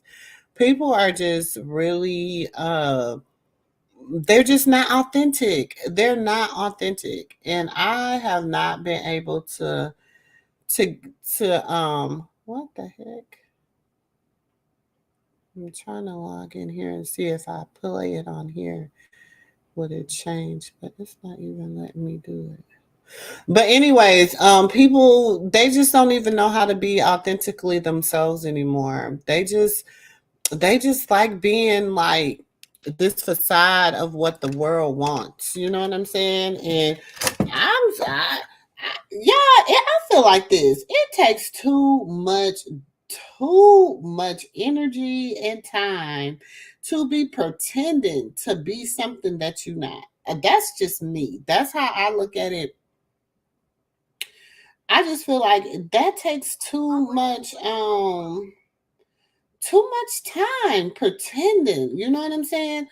And talking about pretending, and yeah, I don't know who else is over it, but I am so over Tamar. I am so over Tamar. I am really over Tamar. Like Tamar Braxton, girl, if you don't go sit down somewhere and get your life I am so over Tamar Braxton. So y'all know I'm a little, like I said, it's Talk About It Tuesday, and these are just some things I want to talk about, like people that are irritating me. And Tamar Braxton is one of the people that is irritating me. She's really irritating me. You know what I'm saying? Like I'm really irritated. Like yeah, and not only that, like I've been really like I don't know what sectors are what on these YouTube streets. I just be in everybody business. I don't have a sector, I guess. I don't know what sector is what. But I be in everybody business on these YouTube streets, okay? And girl, I be like, everybody on the YouTube streets is fighting. Everybody on the Twitter streets is fighting. Everybody on the Instagram streets is fighting. Everybody on the Facebook streets is fighting. I'm like, everybody is fighting. Everybody ain't nobody getting along. What is the problem? What is the problem? Why we all just can't get along? Why we all just can't get along? And so, so y'all remember a few weeks ago, Tommy was seen out with Tamar Mann. Remember that? Which we all knew then that Tommy was trolling Tamar. We all knew that Tommy was trolling Tamar. And you know, I ain't gonna lie, you know, Tommy tickles me sometimes. So Tommy's gonna always give you a good troll. You know what I'm saying? You know, she's always gonna give you a good troll. So Tamar at her okay, so y'all remember I had told y'all Tamar had went live and was talking about she was back with her man and he back home and he ain't got time and this, that, and this and that, right? So Tommy was like, oh, okay, so Tamar kicked it off because she called Tommy a crackhead. Now y'all know every time somebody called Tommy a crackhead, she gonna come for the juggler. She gonna come every single time. That's just what she do. I mean, that's Tommy. You know what I'm saying? So she calls Tommy a crackhead, talking about she got her man back. He didn't really want no crackhead. Okay. So when she called Tommy a crackhead, Tommy decided she was gonna go and post her own little videos. And this is some of the stuff Tommy had to say. Hopefully it'll play for y'all.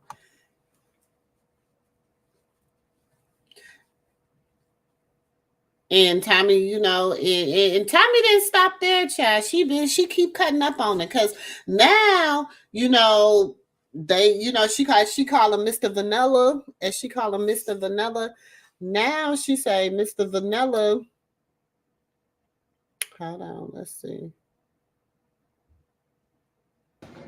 Let's get into it. So all I said.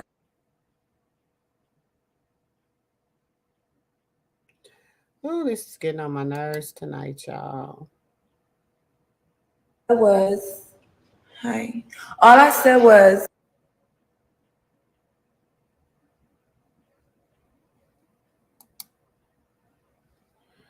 Oh, come on, Tommy. Anyway, so Tommy starts saying this, and then she releases the chat between her and Red Breed Nowla, Mr. Red Breed Nowla. She releases the chat between them. And she, you know, she's like, he posted that and she was like, oh, you're wearing the suit well. She jumps in his little DM, whatever. And then he's like, thank you. They don't make them like me anymore. You always look amazing in your shoots. Okay, whatever. And she's like, I guess she must have liked the video or whatever. And she's like, definitely don't make them. Isn't able love or whatever. And then I guess she didn't post like everything they were saying, you know, she only posted certain pieces because we know how Tommy get down. You know what I'm saying? It said Ollie Whitey Man, but that's, you know, over.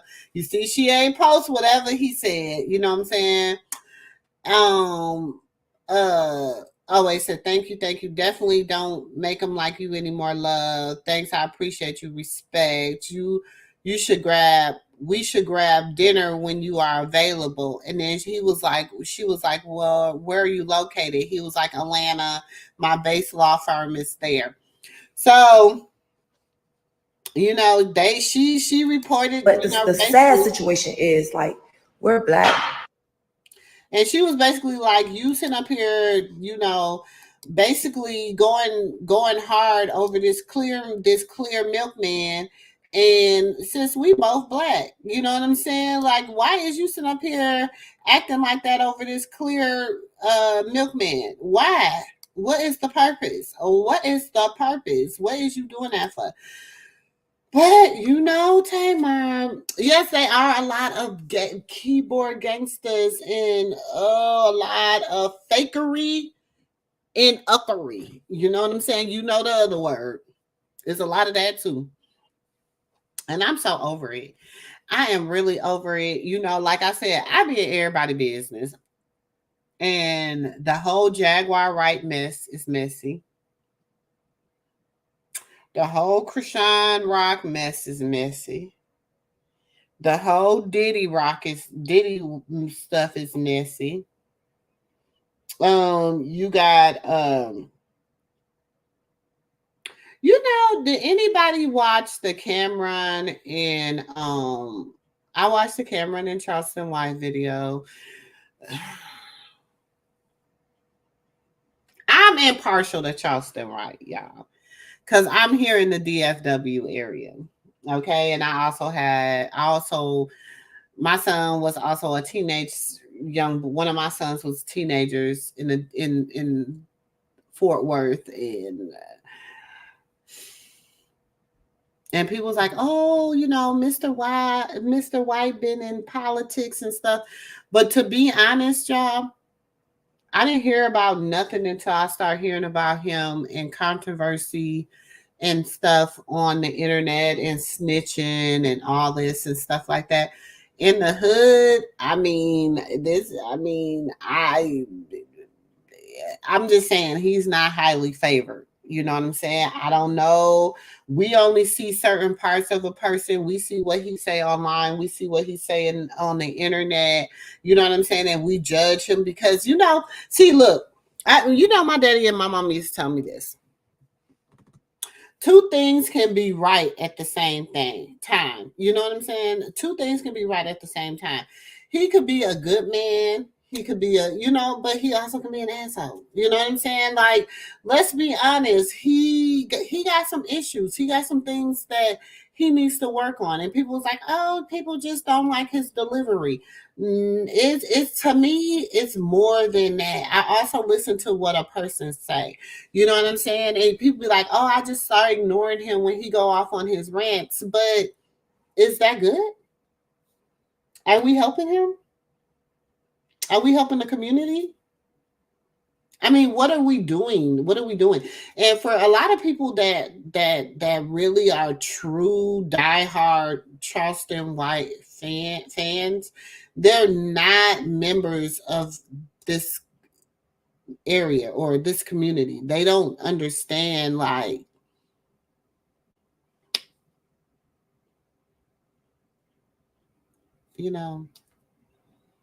and I feel like if his job is to be an advocate for young kids and all this in the community, where is the community programs? Where is stuff that parents can afford it? Where is, you know what I'm saying? I feel like now, yeah, he used that, but now he's more concerned about his comedy career and all this other stuff than being just really a callous for the community. That is in my humble opinion. Okay. Now, he can come on here and say, yo, sister girl, you wrong. I've been doing X, Y, and Z. And I'll be like, okay, I'll retract that. But I don't see it. I don't see it. I don't see it. I don't see anything that has changed in the community. Maybe a little less violence, but they closed down the projects. Come on, y'all. We got to just think about this internet thing. You know what I'm saying? I could get on the internet and say, oh, I'm a philanthropist in Fort Worth, and I do this, I do that, I do this, I do that. You know what I'm saying? I work in Dallas, I do this, I do that. And 4 people can say, oh, yeah, I've seen her at this event. I've seen her at this event. I've seen her say this and that.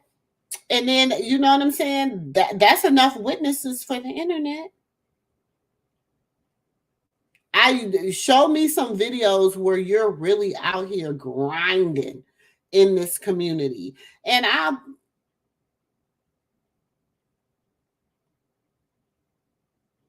apology.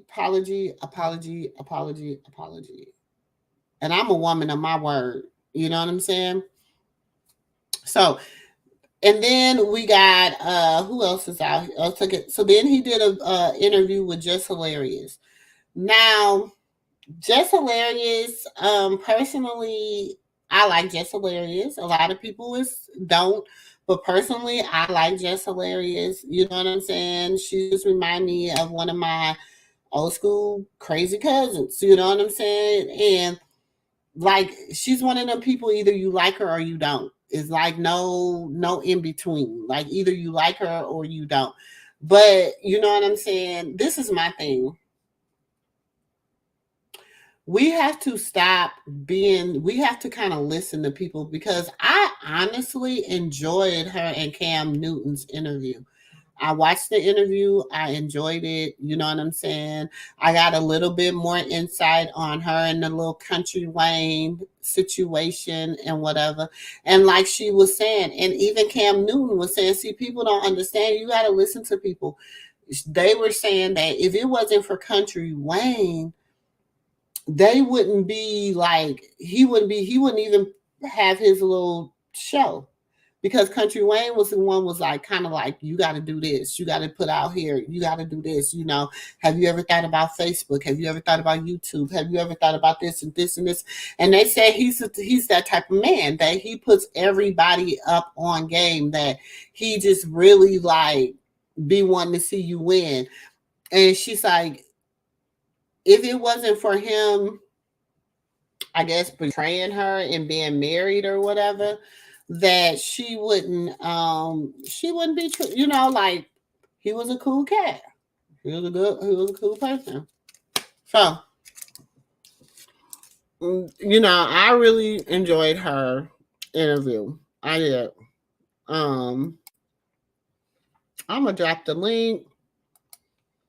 Anybody can come up here. We can talk about anything. We can talk about the toxicity, internet, and we can talk about relationships. Like, look at Offset and Cardi B. Which, that song coming out called Cap, Cap, Cap or something like that. So I feel like the little breakup, we gonna hear Cap, Cap, Cap. That's just me. I don't feel like they really, I don't know. If they really, really divorce this time, I'm going to be surprised. I'm going to be so surprised.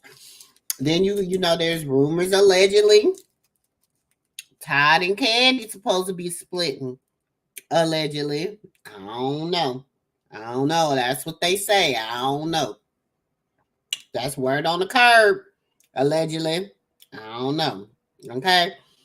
Then you got Kiki just split from her baby daddy, and they little domestic violence.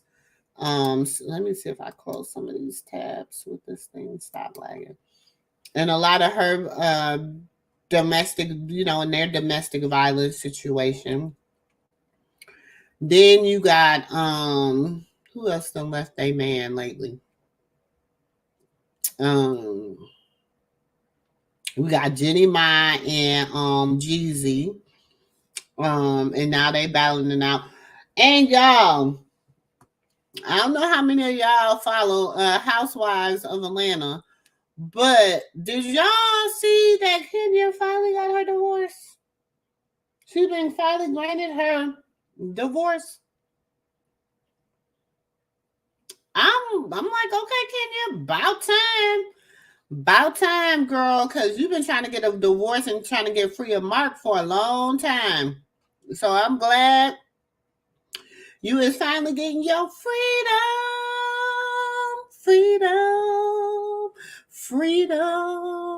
I am glad you is finally getting your freedom, girl. Now you can go and maybe get you a real boyfriend and not bring on them fake boyfriends that you've been having. Which I really, because Kenya is a cute girl.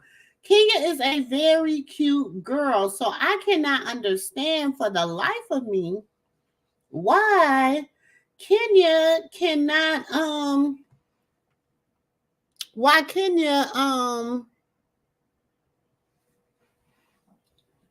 cannot keep a man. I just can't understand that for the life of me. Why she just cannot keep a man. Y'all help me out with that. Why Kenya can't keep no man? She's a cute girl. You was like, I'm over that 5-year divorce. Wait. And then, because you know she was just in the news a few days ago, right? Talking about Mark was trying to stop her for getting a surrogate for her other egg, she got frozen because she said she want another baby, but she can't carry the baby. She gonna have somebody else be a surrogate for her, and that Mark was refusing to sign off on the surrogacy. But I guess Mark must have came around, child. Mark must have came around because now she getting a divorce, and we'll see if she had this other baby. We'll see if she had this other baby. I don't know. I know, but I'm over the 5-year divorce too, sis. I am so over it. Let me try to think. Is there anything else, y'all? That's why I dropped the link. Just come up and say hi to your girl. Come up and say hi. Other than that, that's really all I had. All I'm saying is y'all just watch the show. I just hope that the violence, y'all see whatchamajigga's going to get her a 360 BBL, Scarface, a 360 scope, and a double BBL, child. So I don't know if Zeus must got them. All the girls must need to look like they got. I don't know what is going on. What is going on with that? Then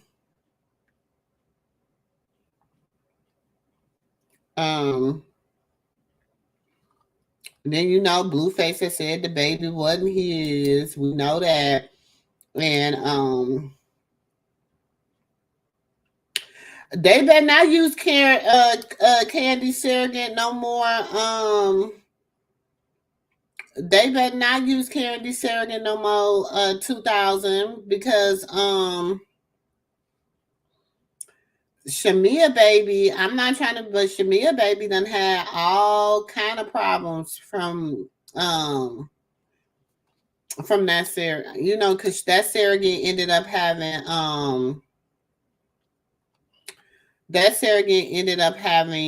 cancer, and she just went through chemo and all that. So I don't know. I think she's cancer free. Yeah, I think she run the bill. So I think she cancer free. But that's why they ended up taking Shamia's baby. Well, that's why they say they ended up. That's why they say they ended up taking Shamia's baby early, because that surrogate mother had she had found out she had cancer, and she had to start the aggressive chemo, and so they ended up taking Shamia's baby early, and that baby been through the fire, through the finish. That baby been through it all. She's so adorable too, but child, remember that baby had that that one surgery, and it had her. I was girl when I seen that. My heart went out to Shamia. I like Shamia, and I like Portia. Let me find it.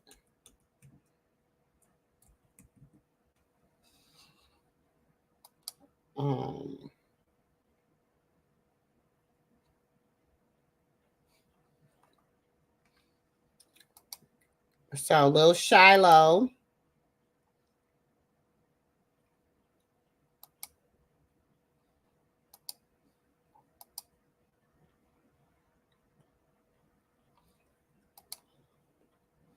That's them and their family.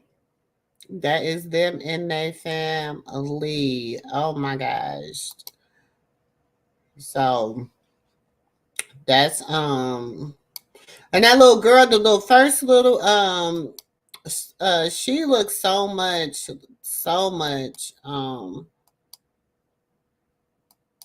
and they did a good job, because remember she had all them tubes and all that stuff, and that's her first trip. I don't know if it's her first trip, but yeah, so I guess things must be good. She's traveling. So, I guess things are going good for her. She's traveling.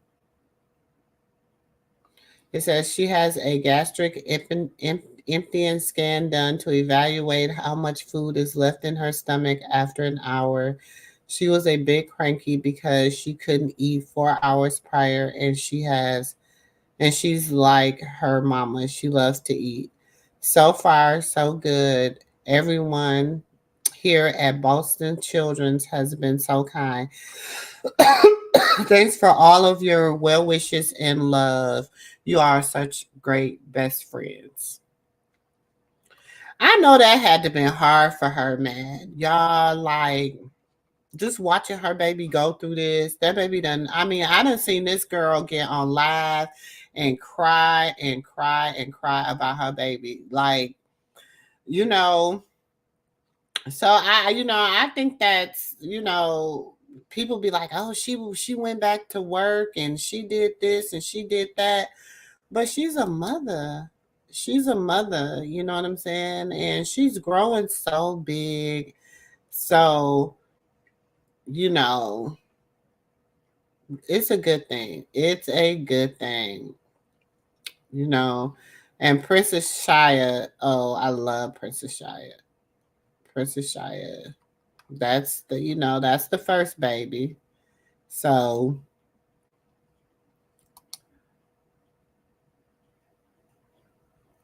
and Shamia like a good dress up party, child. So it was right God gave her 2 girls because she like a good dress up party. And they always got to shout out PJ. They love them some PJ, child. So yeah. Girl,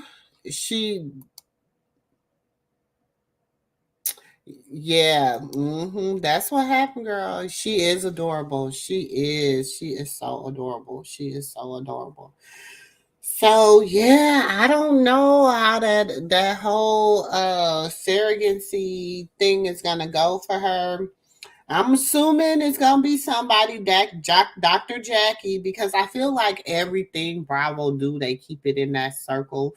Which y'all, I'm gonna have to drop I'm working on the video about Housewives of Potomac, because I just didn't like that whole black dark skinned girl argument, and that whole, like, now they're trying to do the whole it's not racial, it's not colorism. So because the light skinned girls are arguing with the light skins and the dark skins are arguing with the dark skins, well, we know everything that they're doing on this internet is got to do with some form of colorism. Y'all already know that.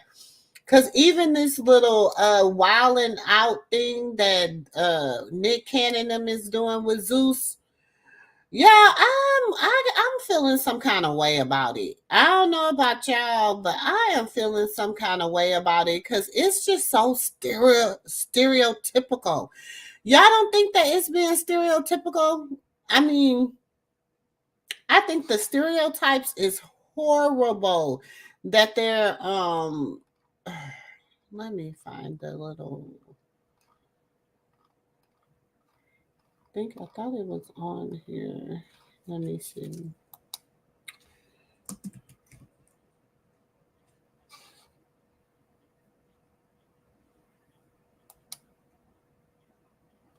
Is it this one?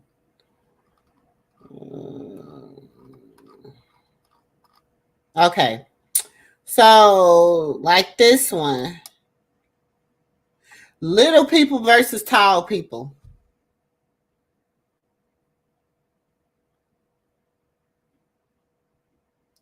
Like, y'all don't think they going too far with these little wilding out, bad and wilds? Y'all don't think these are going too, like, they're just being too much? They're just doing entirely too much with these? Let's look at them. Let's look at some of them. We got hold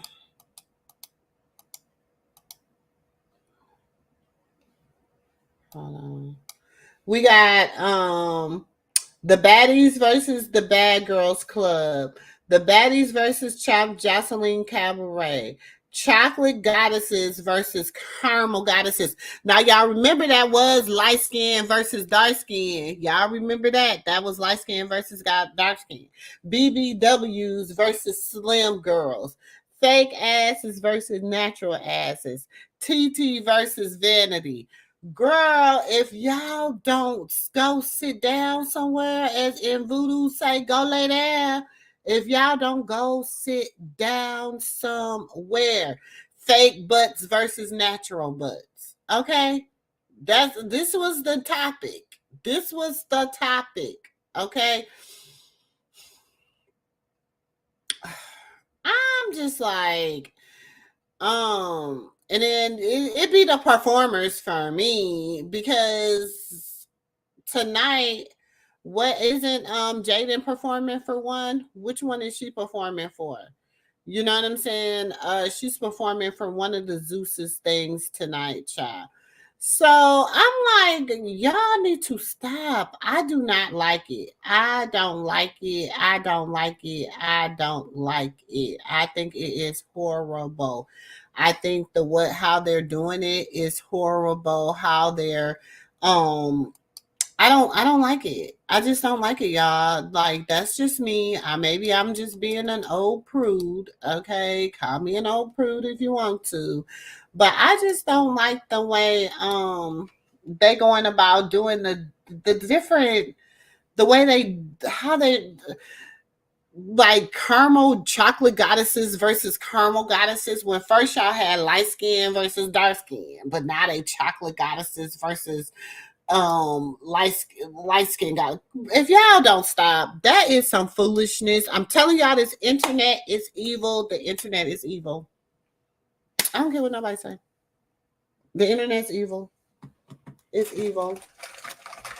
Yeah, I don't know what I did with my chopstick. My lips are dry. The internet is evil. It is evil. It's an evil place. They playing in our face. They got us believing facades. They got us believing stuff that ain't real is real. They got our children and our families all in the palm of their hands, and they're controlling it and controlling the narrative of our families, our businesses, everything, because we're so locked into what's not real. Instead of taking this stuff and using it as a we got out of taking stuff and using it as a learning experience. We don't do that no more. We don't take that. We just we take everything and it's like basically for face value. You know what I'm saying? Instead of there's a way to even use people like Krishan as a learning experience. This is, when I sit down and I talk to my daughters and I be like, look, my 13-year-old, she'll tell you, girl, Krishan need to do like she's being stupid. Like, who does that? Why would you do that? Why would you get a tattoo of a man's face on your body? Then you got to get it covered up, but then you gonna get another man. That ain't even your man. That ain't even, you said he ain't your man. Y'all just friends. Y'all just dating. And then you gonna get him tattooed on your body.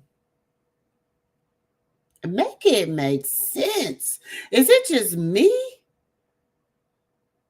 Or is it not making sense? Make it make sense. I'm the type of person, I like stuff to make sense. Right now, it's just not making sense. It's just not making sense to me. That's just how I feel. I don't feel like it's making sense. I don't. That's why I said she's spiraling. Blueface done spiraled. She's spiraling. The mama's spiraling. The brother been spiraled. The sisters are spiraling. Everybody just spiraling out of control. Why? Because we tuning into it. So I'm going to give you what you want. I'm going to give you what you want. Because we tuning into it. So they're going to give us what we want.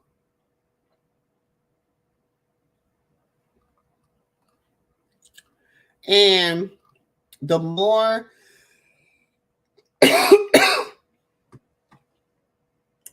the more we celebrate the negative, the more they're going to give us, because it's what's selling. It's what's selling. You know what I'm saying? Like, it's what's really selling.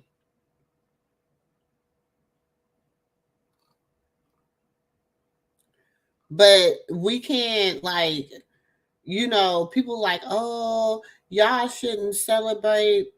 In the way, people like, oh, you shouldn't celebrate Jaden, Alexis, and Krishan being cool. They've been cool.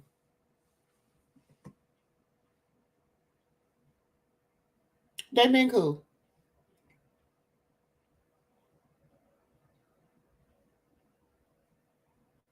All this making diss songs about each other, that was all part of the plan.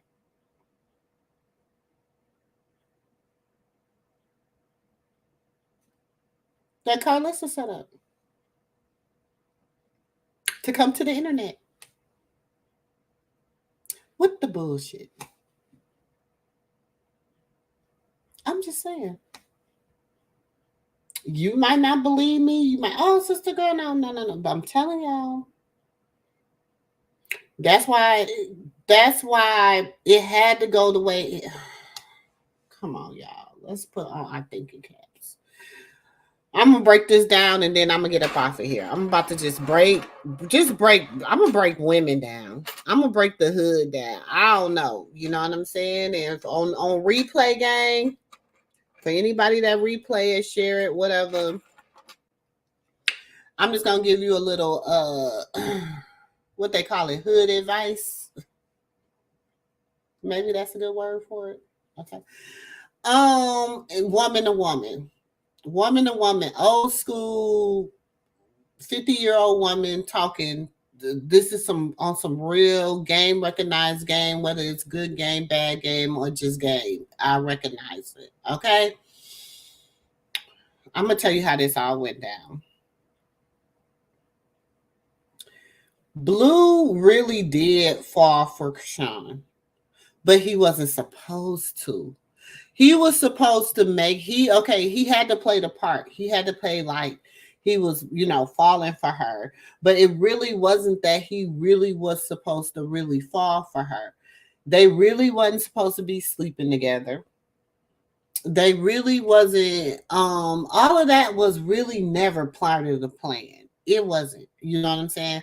It was, we're going to play this role as this power couple, okay? This young power couple, but you are a fighter. Like, she was a ride or dyer, you know what I'm saying? And then she fell in love with him first. And so she began to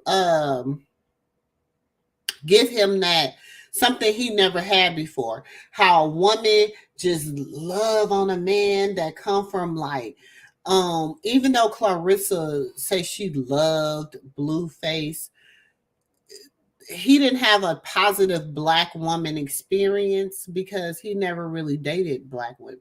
He dated Hispanic women. That was his preference. You know what I'm saying? And because of his mother, you know what I'm saying? That might be a reason he had, issues, because we see that.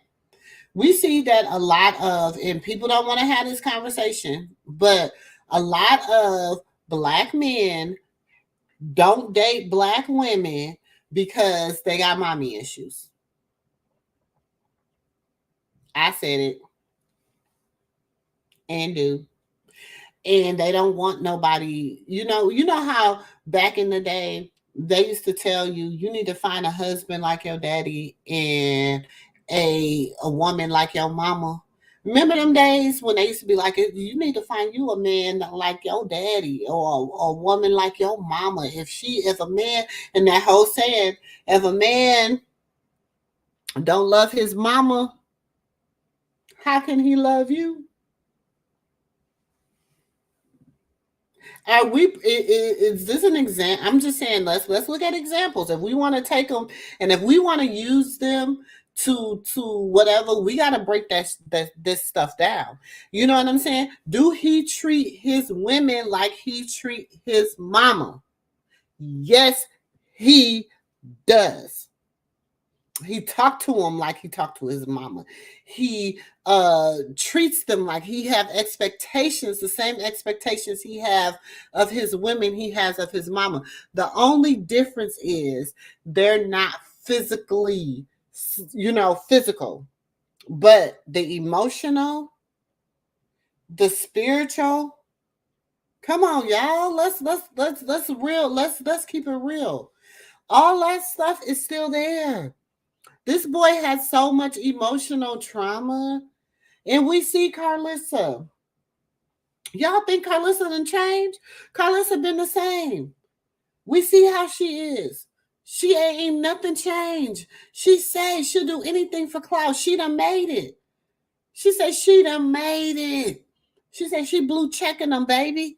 She done made it. She the clout. She the clout. That's what she's saying. Come on, y'all. Let's open our eyes. Let's really let's all BS aside, y'all. All jokes aside, on some real deal Holyfield. If y'all think I'm in error, say, yo, sister girl, you is so far off, you wrong, you are in error, or I disagree. Anybody that disagree with me, I'm okay with that.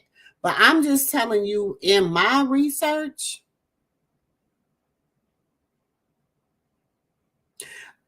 look, a little bit about Sister Girl.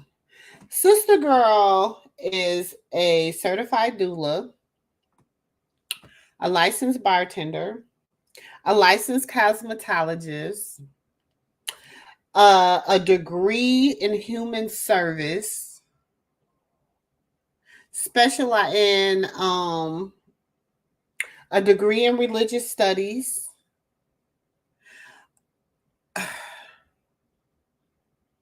I used to be a pastor along with my husband. I used to lead women ministries. Look, I don't mind sharing a little bit about me, baby. Google me. I tell people in a minute, Google me. I own businesses. I own salons. I still own my doula business. I'm a herbalist. You know what I'm saying? Mother, wife, all that good stuff. But one thing I have always been able to do is read the spiritual realm. Okay? And I don't want to make it sound bad, because when you say stuff, people are like, oh my God, but it's not like that. What I'm saying is this. We have to think stuff like, some people always look through stuff physically. If it's not physically in their face, it's not, if they can't physically see it, physically obtain it, physically hear it, physically feel it, use all 5 senses on the physical side, physically smell it, physically hear it, physically see it, physically, all that. If they can't touch it physically, if they can't comprehend that, then it's not there. It doesn't exist to them. Do you understand what I'm saying? But when they say we are dealing against spirits in this realm of life, see, everybody ain't ready for this conversation.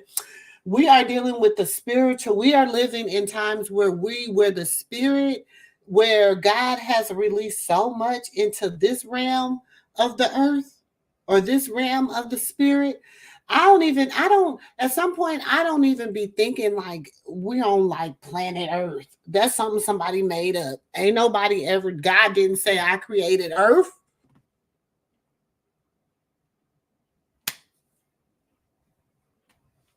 He said I created the world. And the world was without form. Then when when I was in theology, I went to theology school. When I was in theology school, and I was the type of person, when it was time to write a paper, I'm breaking down the theory. I grew up Muslim. I grew up as a Muslim girl. You know what I'm saying? A Muslim woman. And then I went to theology school because I studied religion growing up. Like I studied religion, even though I grew up Muslim. I studied religion. I studied Judaism, Hinduism, Christianity. I studied, you know why? Because I was always told, and I always felt this in my spirit. I never wanted to offend the spirit of someone. Because we don't even know what the most right way to get when we leave here. We don't know if we get to these pearly gates, and it ain't even a pearly gate. We don't know if we get to the pearly gate and we're told you can't enter. And we don't know if we done it right. A Christian can't say they done it right all their life. A Muslim can't say they done it right all their life. I feel like we don't know the right path. I have always been told and taught the path that you take is your personal path, your relationship with God. Now, I have a personal relationship with God. You know what I'm saying? After church hurt, ministry hurt, people hurt. You know what I'm saying? Then my relationship has always been like, I've been always a person that just sit and talk to God. I just always been that type of person. Like I just sit and just have conversations with God. You know what I'm saying? And I just, some people don't do that. Some people just be like, you got to do this, or it ain't gonna go if you don't seal it like this, or God said, I'm simple. Come as you are. Come to me who you are. I don't want you to come like Pastor T.D. Jakes. I don't want you to come like whoever, Sarah Jakes, whoever. I need you to come like you. You know what I'm saying? Because ain't nobody else gonna get you where you need to be in life but you. And when we start getting that as a people, when we start getting that as women, when we start getting that as Black men, when we start getting that as Black people or people of color, whatever you want to call us, the natives to the land, I don't know whatever we are today. You know what I'm saying? Me, people, my husband gets mad. My husband's one of the type of people. He don't believe that, in identifying as being, he's like, you're not a Black. Stop saying you're Black. Black means you're dead. If you look in the Black Law Library, it means you're dead. We do a lot of reading around here, y'all. We read a lot of books. We read a lot of conspiracy theories. We read a lot. You know what I'm saying? But like I be trying to explain to him, yes, but we are natives to this land. And who wrote that Black meant that? Who wrote that? Somebody wrote that. Who wrote that? And that's why when people say, when we get into y'all, there's so many hard conversations we can have. When I say, even when we get into the transgender community and all that, that's a whole nother conversation. You know what I'm saying? Because now we're told that we're not feminine enough, that we're not women enough, that we're not good enough, that what we were born with is not sufficient enough, that we're trying to be like men who are trying to be like us. Make it make sense. Can y'all make this make sense to me? Because this is what the internet is doing. This is what the internet is doing. The internet is allowing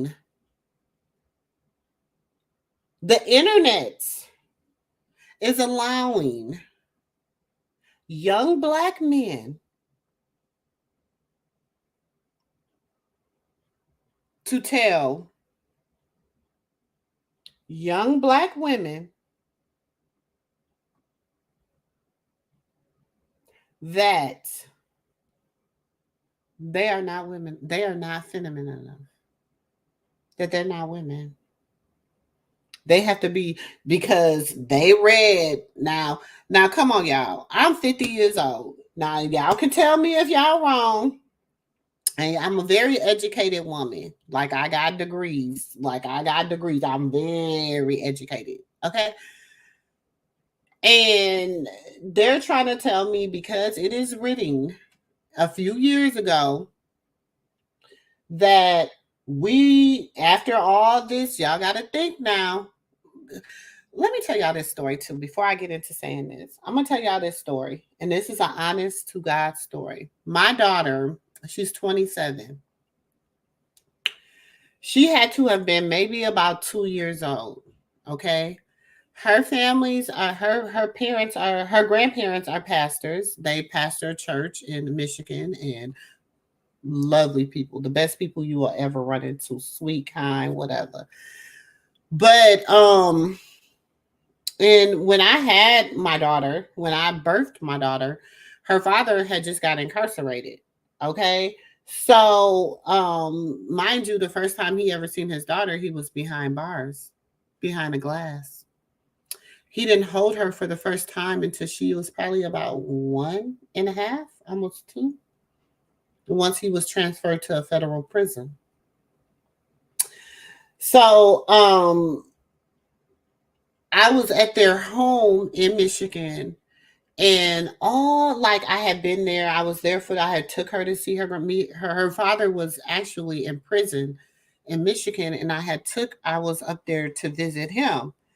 And so we're sitting in the house, and her grandfather had all his Bibles out. He had all these Bibles. When I say all kind of Bibles, and old Bibles and crinkly, and some you could hardly turn the pages to, and all this. And he's watching these old white men on this panel.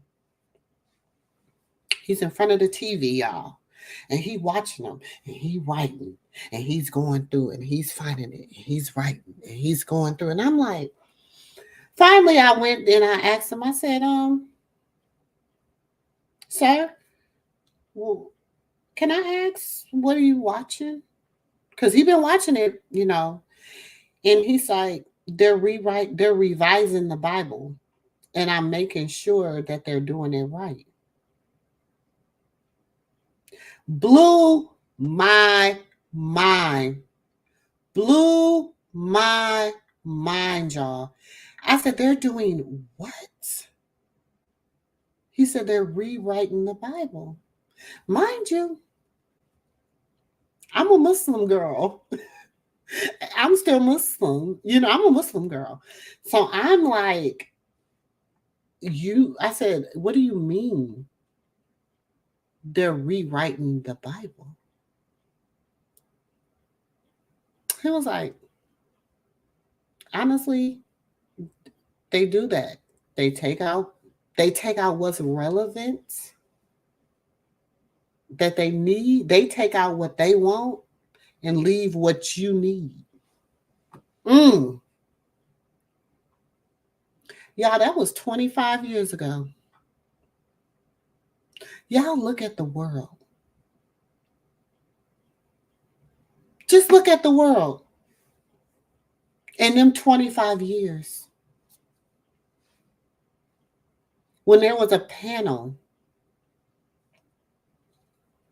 not one Mexican man, not one or Hispanic. I don't know how y'all want to relate it. Not one Indian man, not one Korean man, not one black man, not one purple man, not one alien, not one nothing.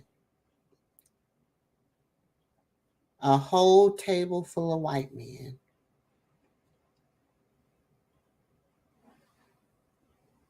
Rewriting the Bible.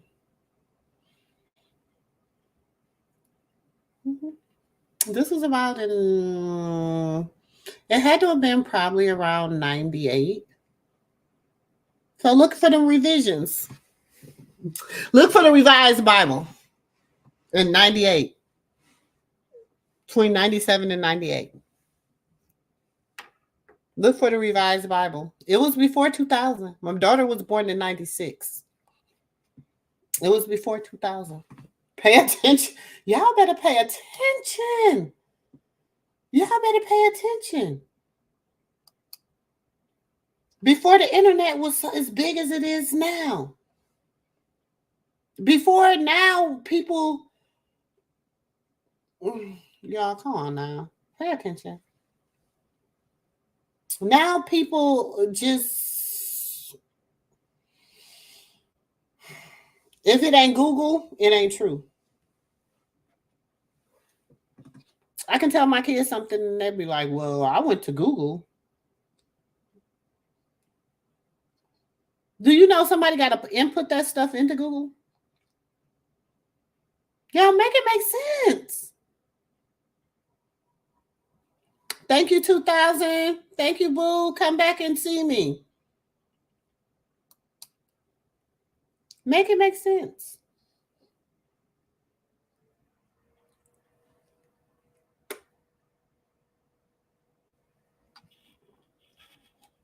Maybe it's just me, y'all. Maybe I'm the one off. Maybe I know everybody say I'm a conspiracy theorist. That's what people call me. But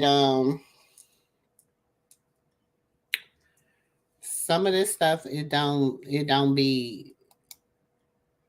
Yeah, come back, boo. Good night, sweetheart. I will be on tomorrow. And I'll be probably doing a early Thursday live, like early, probably a morning live. I might be morning because I'm gonna be out of town, girl. I'm gonna be in the Bahamas, child. Bro, I ain't gonna be on all weekend, so I'm gonna try to get in tomorrow and try to get in on Thursday. So, maybe you can catch me one of them days, boo. Maybe you can catch me one of them days. But yeah, like I was saying, y'all can call me a conspiracy theorist. Y'all got some of my mouth right here. Y'all can call me a conspiracy theories. Y'all can call me whatever you want. But all I know is the truth. The truth is the truth, and y'all need to pay attention. Y'all got to remember now. I need all my seasoned people to start coming forward. Like I need all the seasoned vets to really start stepping up and remember life. Pre-internet, and let's start preparing our families and our loved ones for that life pre-internet, because y'all, it's coming, okay? It is coming. Do y'all know that there's some people out here that don't even know how to write, y'all? These kids don't even know how to signature, how to write in cursive. This is crazy. When your word was your bond. Yeah, I was writing. I ain't gonna say that. I'm gonna tell a story, but so I went to somebody had asked me to do something for them. And when I wrote out the instructions, or I wrote the letter for them, I wrote it in cursive. Mind you, I got bomb penmanship, baby. My penmanship is off the chain. And my penmanship, back in the day, my penmanship could be anybody penmanship. That's how bomb my penmanship is. Like, baby, when I say that penmanship is off the chain. So they asked me to write them a letter to their boss. And I was like, well, do you know? And so when I gave it to them, they said, Mama, I can't read this. And I was like, what you mean you can't read this? Now, mind you, this person's like 21.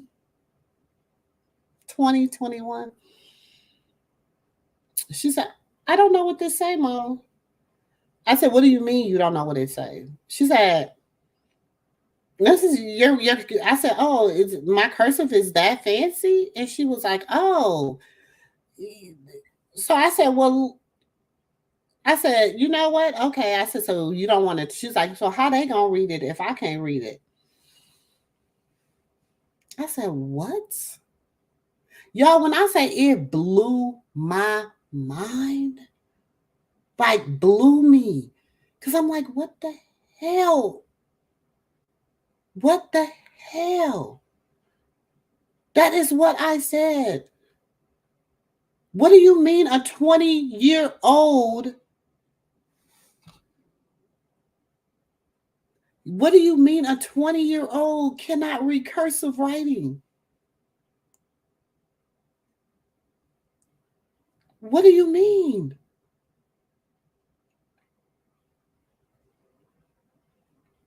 We used to have penmanship contests growing up. Anybody's in the 80s and it's 80s, tap in. Tap in.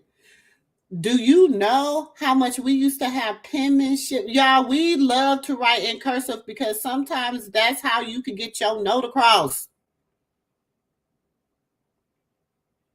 And so now all I got to do, if I don't want a young person to know what the heck I'm talking about, is to write it in cursive? Are you kidding me? And it didn't help a person of a young black woman. And she taking it to the other kids, and they like, Mama, yo, you all fancy. I can write in cursive, but my cursive not that fancy. So I'm like, okay, give them a piece of paper, write it. And I'm like, what the heck am I being punked? Am I really being punked? This cannot be true. This cannot be how people live. This cannot be the truth.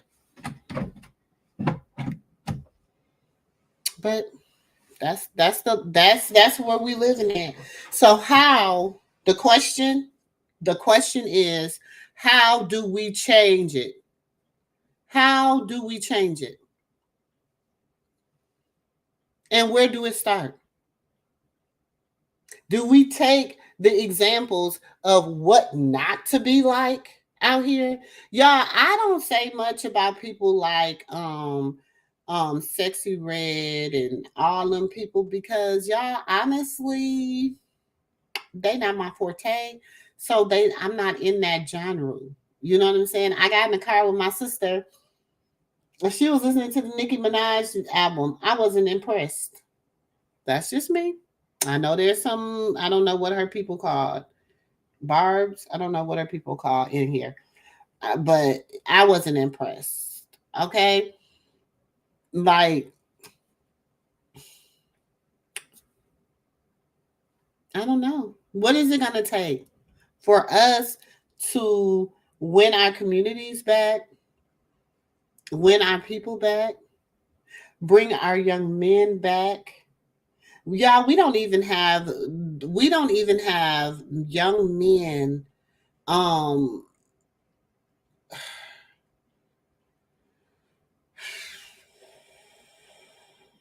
okay with being young men anymore.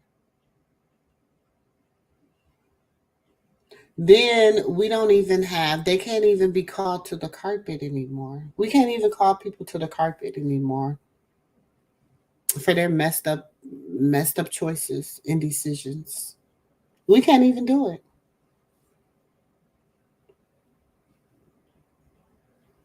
If tomorrow I decide I'm the Queen of America, y'all address me as Your Highness.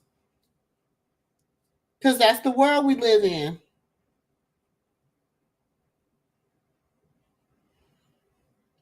But the only people that can never change what we are and who we are is the Black woman. We get the short end of the stick every time. We accept everybody. We love everybody. We adore everybody. We support everybody. We go out on a limb for everybody. And then we're told we're jealous of men feeling that they were born women, but God made a mistake and put them in the wrong body. So they make a choice to switch their bodies, or they're making a choice to be in the likeness of a woman. And I'm saying this, and I know I'm going to get some backlash because I have gotten it before. But I feel like them are choices.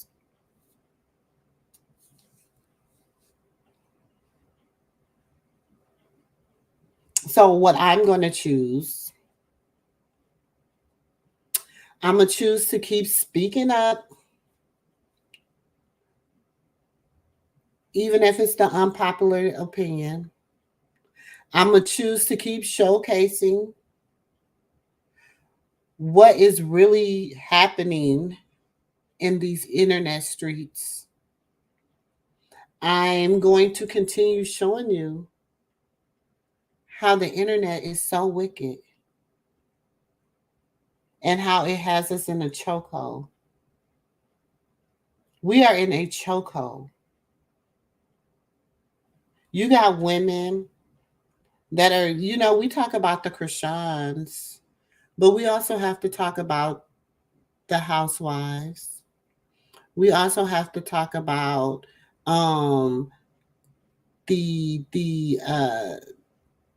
the trash TV. We also have to talk about what is being showcased on TV. You know what? Somebody asked me the question. They said, would you rather have your daughter watching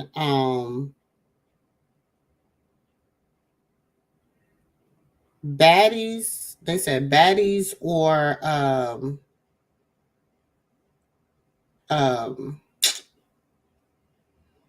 my God, y'all, I can't forget the one they compared it to.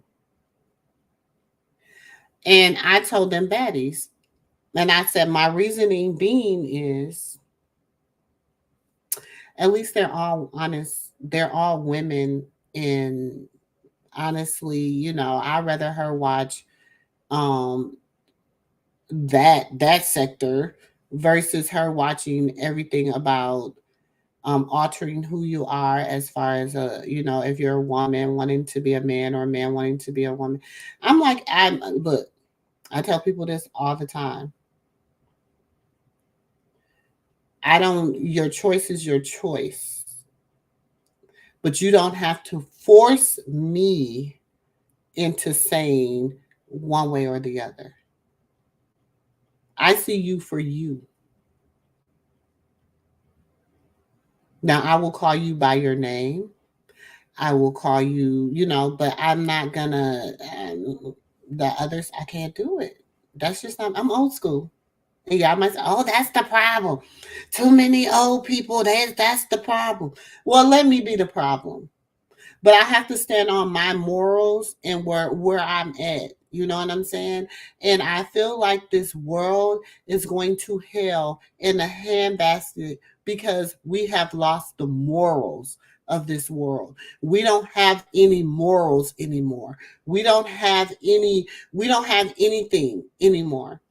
We all just live it. Every day, everybody is coming.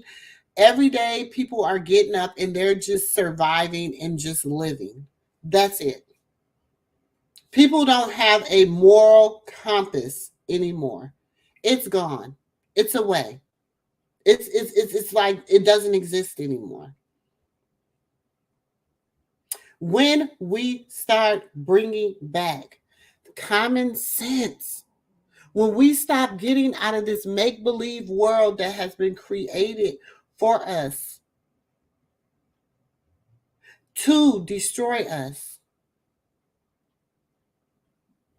When, I beg of my people, when we let this stuff go, y'all, unstoppable. Unstoppable. Here in America, y'all, we control this land. We control this land. We control the money. We control the culture. We control everything. But you know why we can never? Because we can't get along. We can't get along. You got beef over here in the sector that is trying to unite us. They can't even unite. How you going to unite a people and you can't unite a people? Y'all, when COVID hit, we thought we was on a ride. I said, oh my God, we got the black militia. We got the black military. We got, finally, we got black people coming together and they're just, they're trying to move forward. We had the gun formations, remember y'all the 4th of July when all all them black people, yes, NFAC, remember them when they all suited up and they was all up there because they were threatening black people? And the Breonna Taylor incident, they went down there to provide security for their family and everything. Remember they went to Lafayette, Louisiana? Y'all, when I say I was personally in that one meant the world because that's my roots. That's where my family from. So to be there and I see 90-year-old Unc sitting on the side saying, I thought I'd never see this in my time. I thought I'd never be able to lay my eyes on this. And seeing a 70 and 80 and 90-year-old man saying, boy, we ain't seen nothing like this since the Nation of Islam and Malcolm X. They stopped that. Brother Jay in jail now for, do y'all know what that man is locked up for? Huh? Because you know why? I'm going to tell y'all. The man was starting the United Black Kemetic Nation, UBKN. And what he had did, all he has to do is to become a nation inside the nation was to get a certain amount of the population of black people to arm up. Okay? They were going to do it they had a whole reservation that was willing to have 1 million, it had to be 1 million black people to come. And if we assembled as the UBKN, we would have became a nation inside of a nation. Once we became that nation inside of that nation, we would have been able to then apply for reparation. See, y'all, we got to do some research and know what we're doing. We listen to all these people out here and we got to do this and we got to, no, baby. Baby, that's in the books. Look in the books. You cannot give reparation. Reparation cannot be given because we are black in America. First of all, this is our land. So what we have to do is become a nation inside our nation to be able to get reparation. Look it up. Don't take Sister Girl word for it. Look it up. Research it. Pull out the law books. Pull out the Constitution. Pull out some of the old stuff and read it. So are they watching us? They watching at all these other little so-called revolutionaries and stuff, and they're looking at them and they're getting a good chuckle out of us because they're saying, y'all missing the damn fine print. Y'all missing the fine print.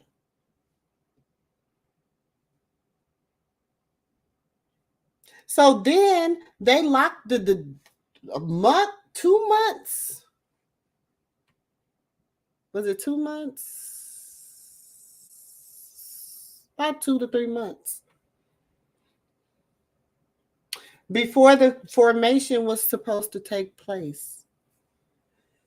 They say he pointed his scope in his rifle to some undercover agents that were on top of a building scouting him. That's what that man's locked up for.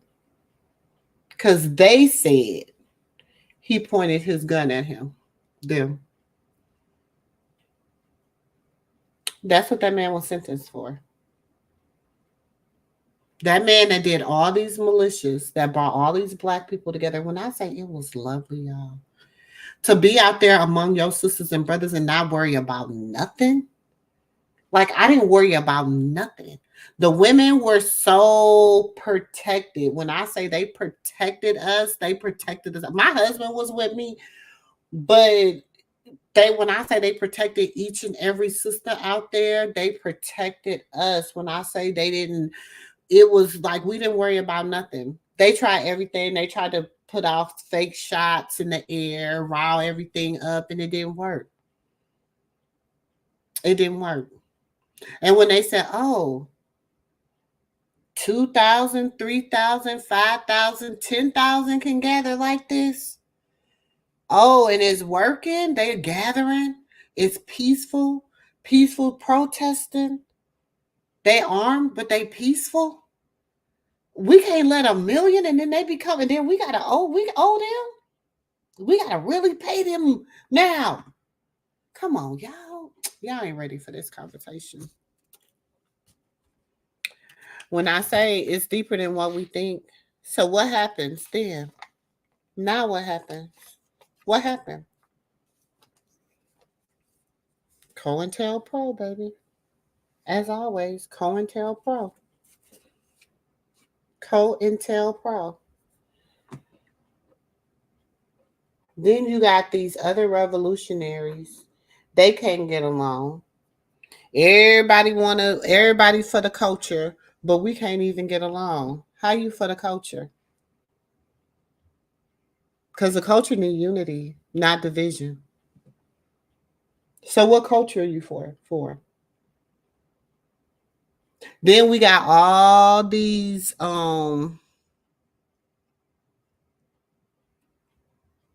light-skinned milks. All these women and men that feel that they can speak for the culture. And, and I'm going to tell you one thing that burns me up. When somebody tell me that they got a black baby daddy. Or they tell, what that mean? What that mean? I got black sons. What that mean? Did you grow up a black woman? Did you grow up a black man? What that mean? And then you be saying that and you don't like Erica Mena and you ain't even with Safari.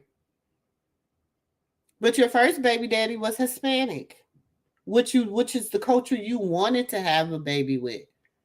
But you decided to go out and get with this black man and have these babies, and now you feel like you honestly get a pass every time. But everybody ain't ready for that conversation. Everybody want a pass. Everybody want a black pass. Everybody want a black pass. Everybody. And why? Why should we keep giving out passes? I'm over it. But it's been real. We will be live tomorrow and Thursday. Like I said, I'm going to do 2 more lives because I am going out of town. So we will talk more about just this internet thing. That's what I'm talking about. Like, this is toxic. It has made our relationships toxic. We got people up here pretending. We got these extravagant ass baby showers, birthday parties for these kids.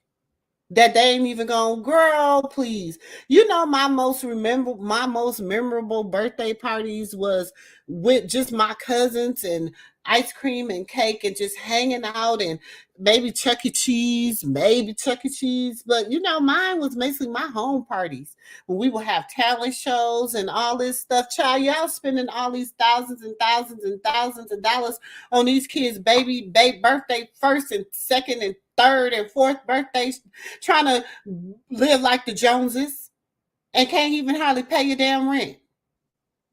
But y'all ain't ready for that conversation either.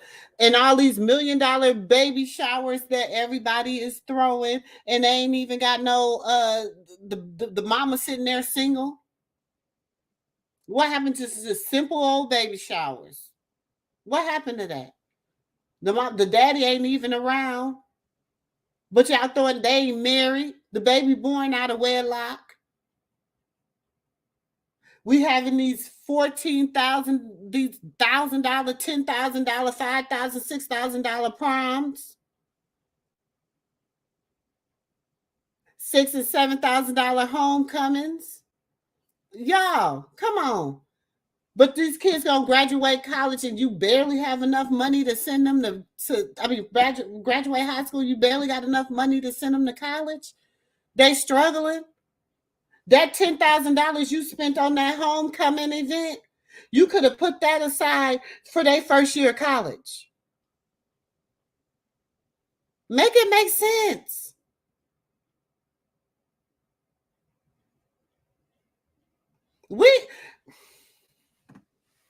Come on, y'all. Let's be real. Let's be 100% real. Let's be real with ourselves.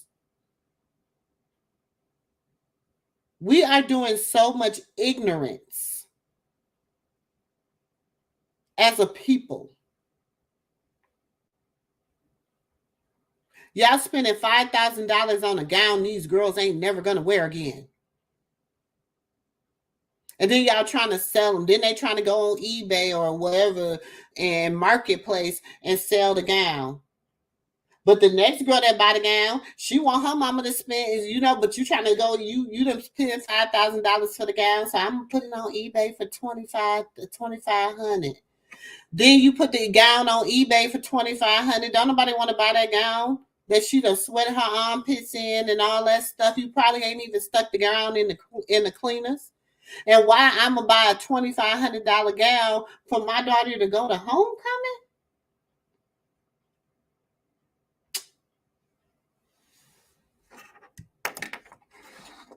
I don't know. Make it make sense. Make it make sense.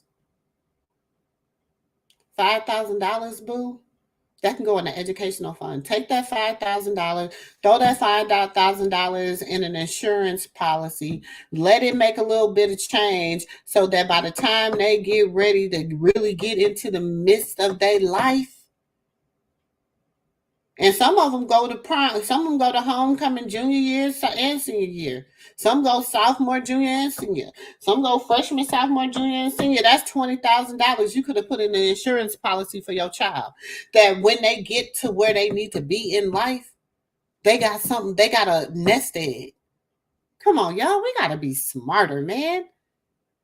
We got to be smarter. What's wrong with our kids being trust fund kids?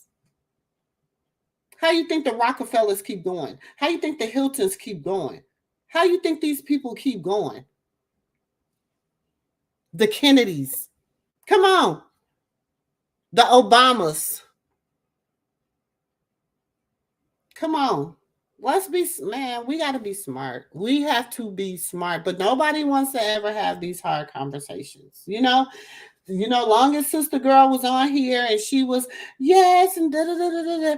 I mean, my thousands and thousands of subscribers, 400, 500, people watching at a time. As long as you being messy and you doing that, but when you want to have these real conversations about how we are a effed up world right now, nobody wants to have that conversation. Nobody wants to bring people to the forefront and be like, you know what? Instead of content creators getting together, working together to change the narrative, not just for the future generation, we too busy getting on here helping keep the narrative going. And I'm stepping out the group chat. Now you gonna get Sister Girl raw and uncut. I done gave you an example of talking about whatever and why I chose to talk about why when I started, I chose that family to deal with. Because when I tell you the toxicity in that family that you can learn from the unhealthy relationships and both sides of the family. Sibling on sibling rivalry is real. Jealousy of being jealous of each other as siblings is real. Drug abuse, having a drug abuse parent is real.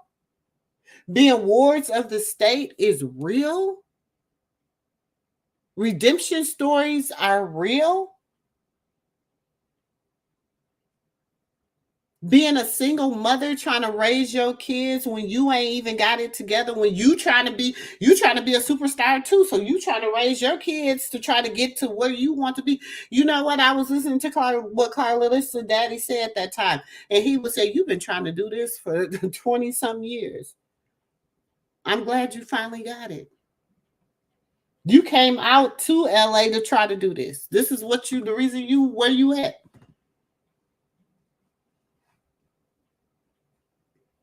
This stuff is real, y'all. This internet's a real wicked place. But it can be a blessing too.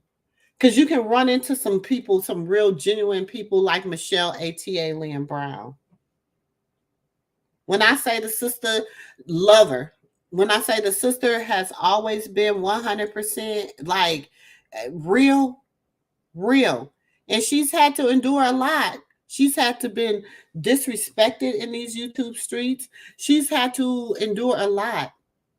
Being talked about and misused and treated wrong when all she was doing was just giving her opinion, blogging. And like I said, I started following her back in the day when she wasn't doing anything but blogging. She wasn't even on these YouTube streets. And I have to say, she is one of the reasons that Sister Girl is before you now. I love Voodoo Doll.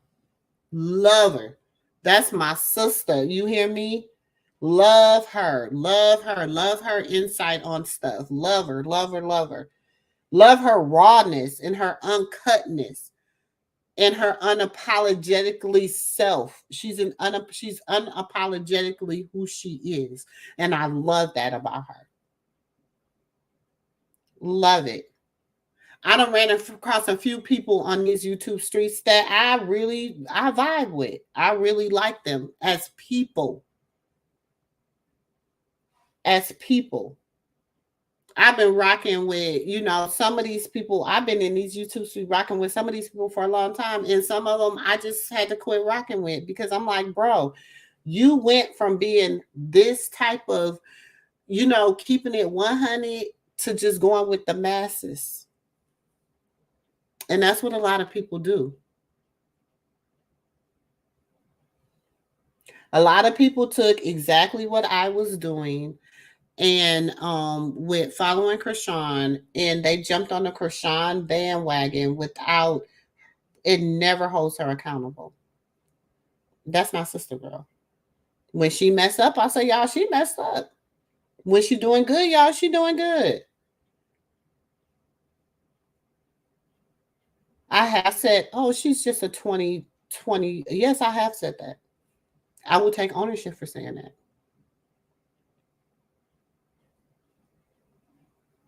I have lost followers.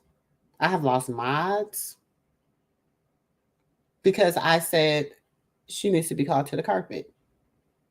Because I say she needs to take ownership because of who I affiliate with. Some people don't like some people channels I be on. And they said, oh, sister girl over there with them, and they don't like Krishan, and they don't like this person, and they don't like this person. Okay, that's their opinion. Sister girl 50 years old. Sister girl can like, well, about to be 50. Sister girl can like who she want to like. Me and my husband don't agree on everything. So, but that don't mean I'm not going to support him.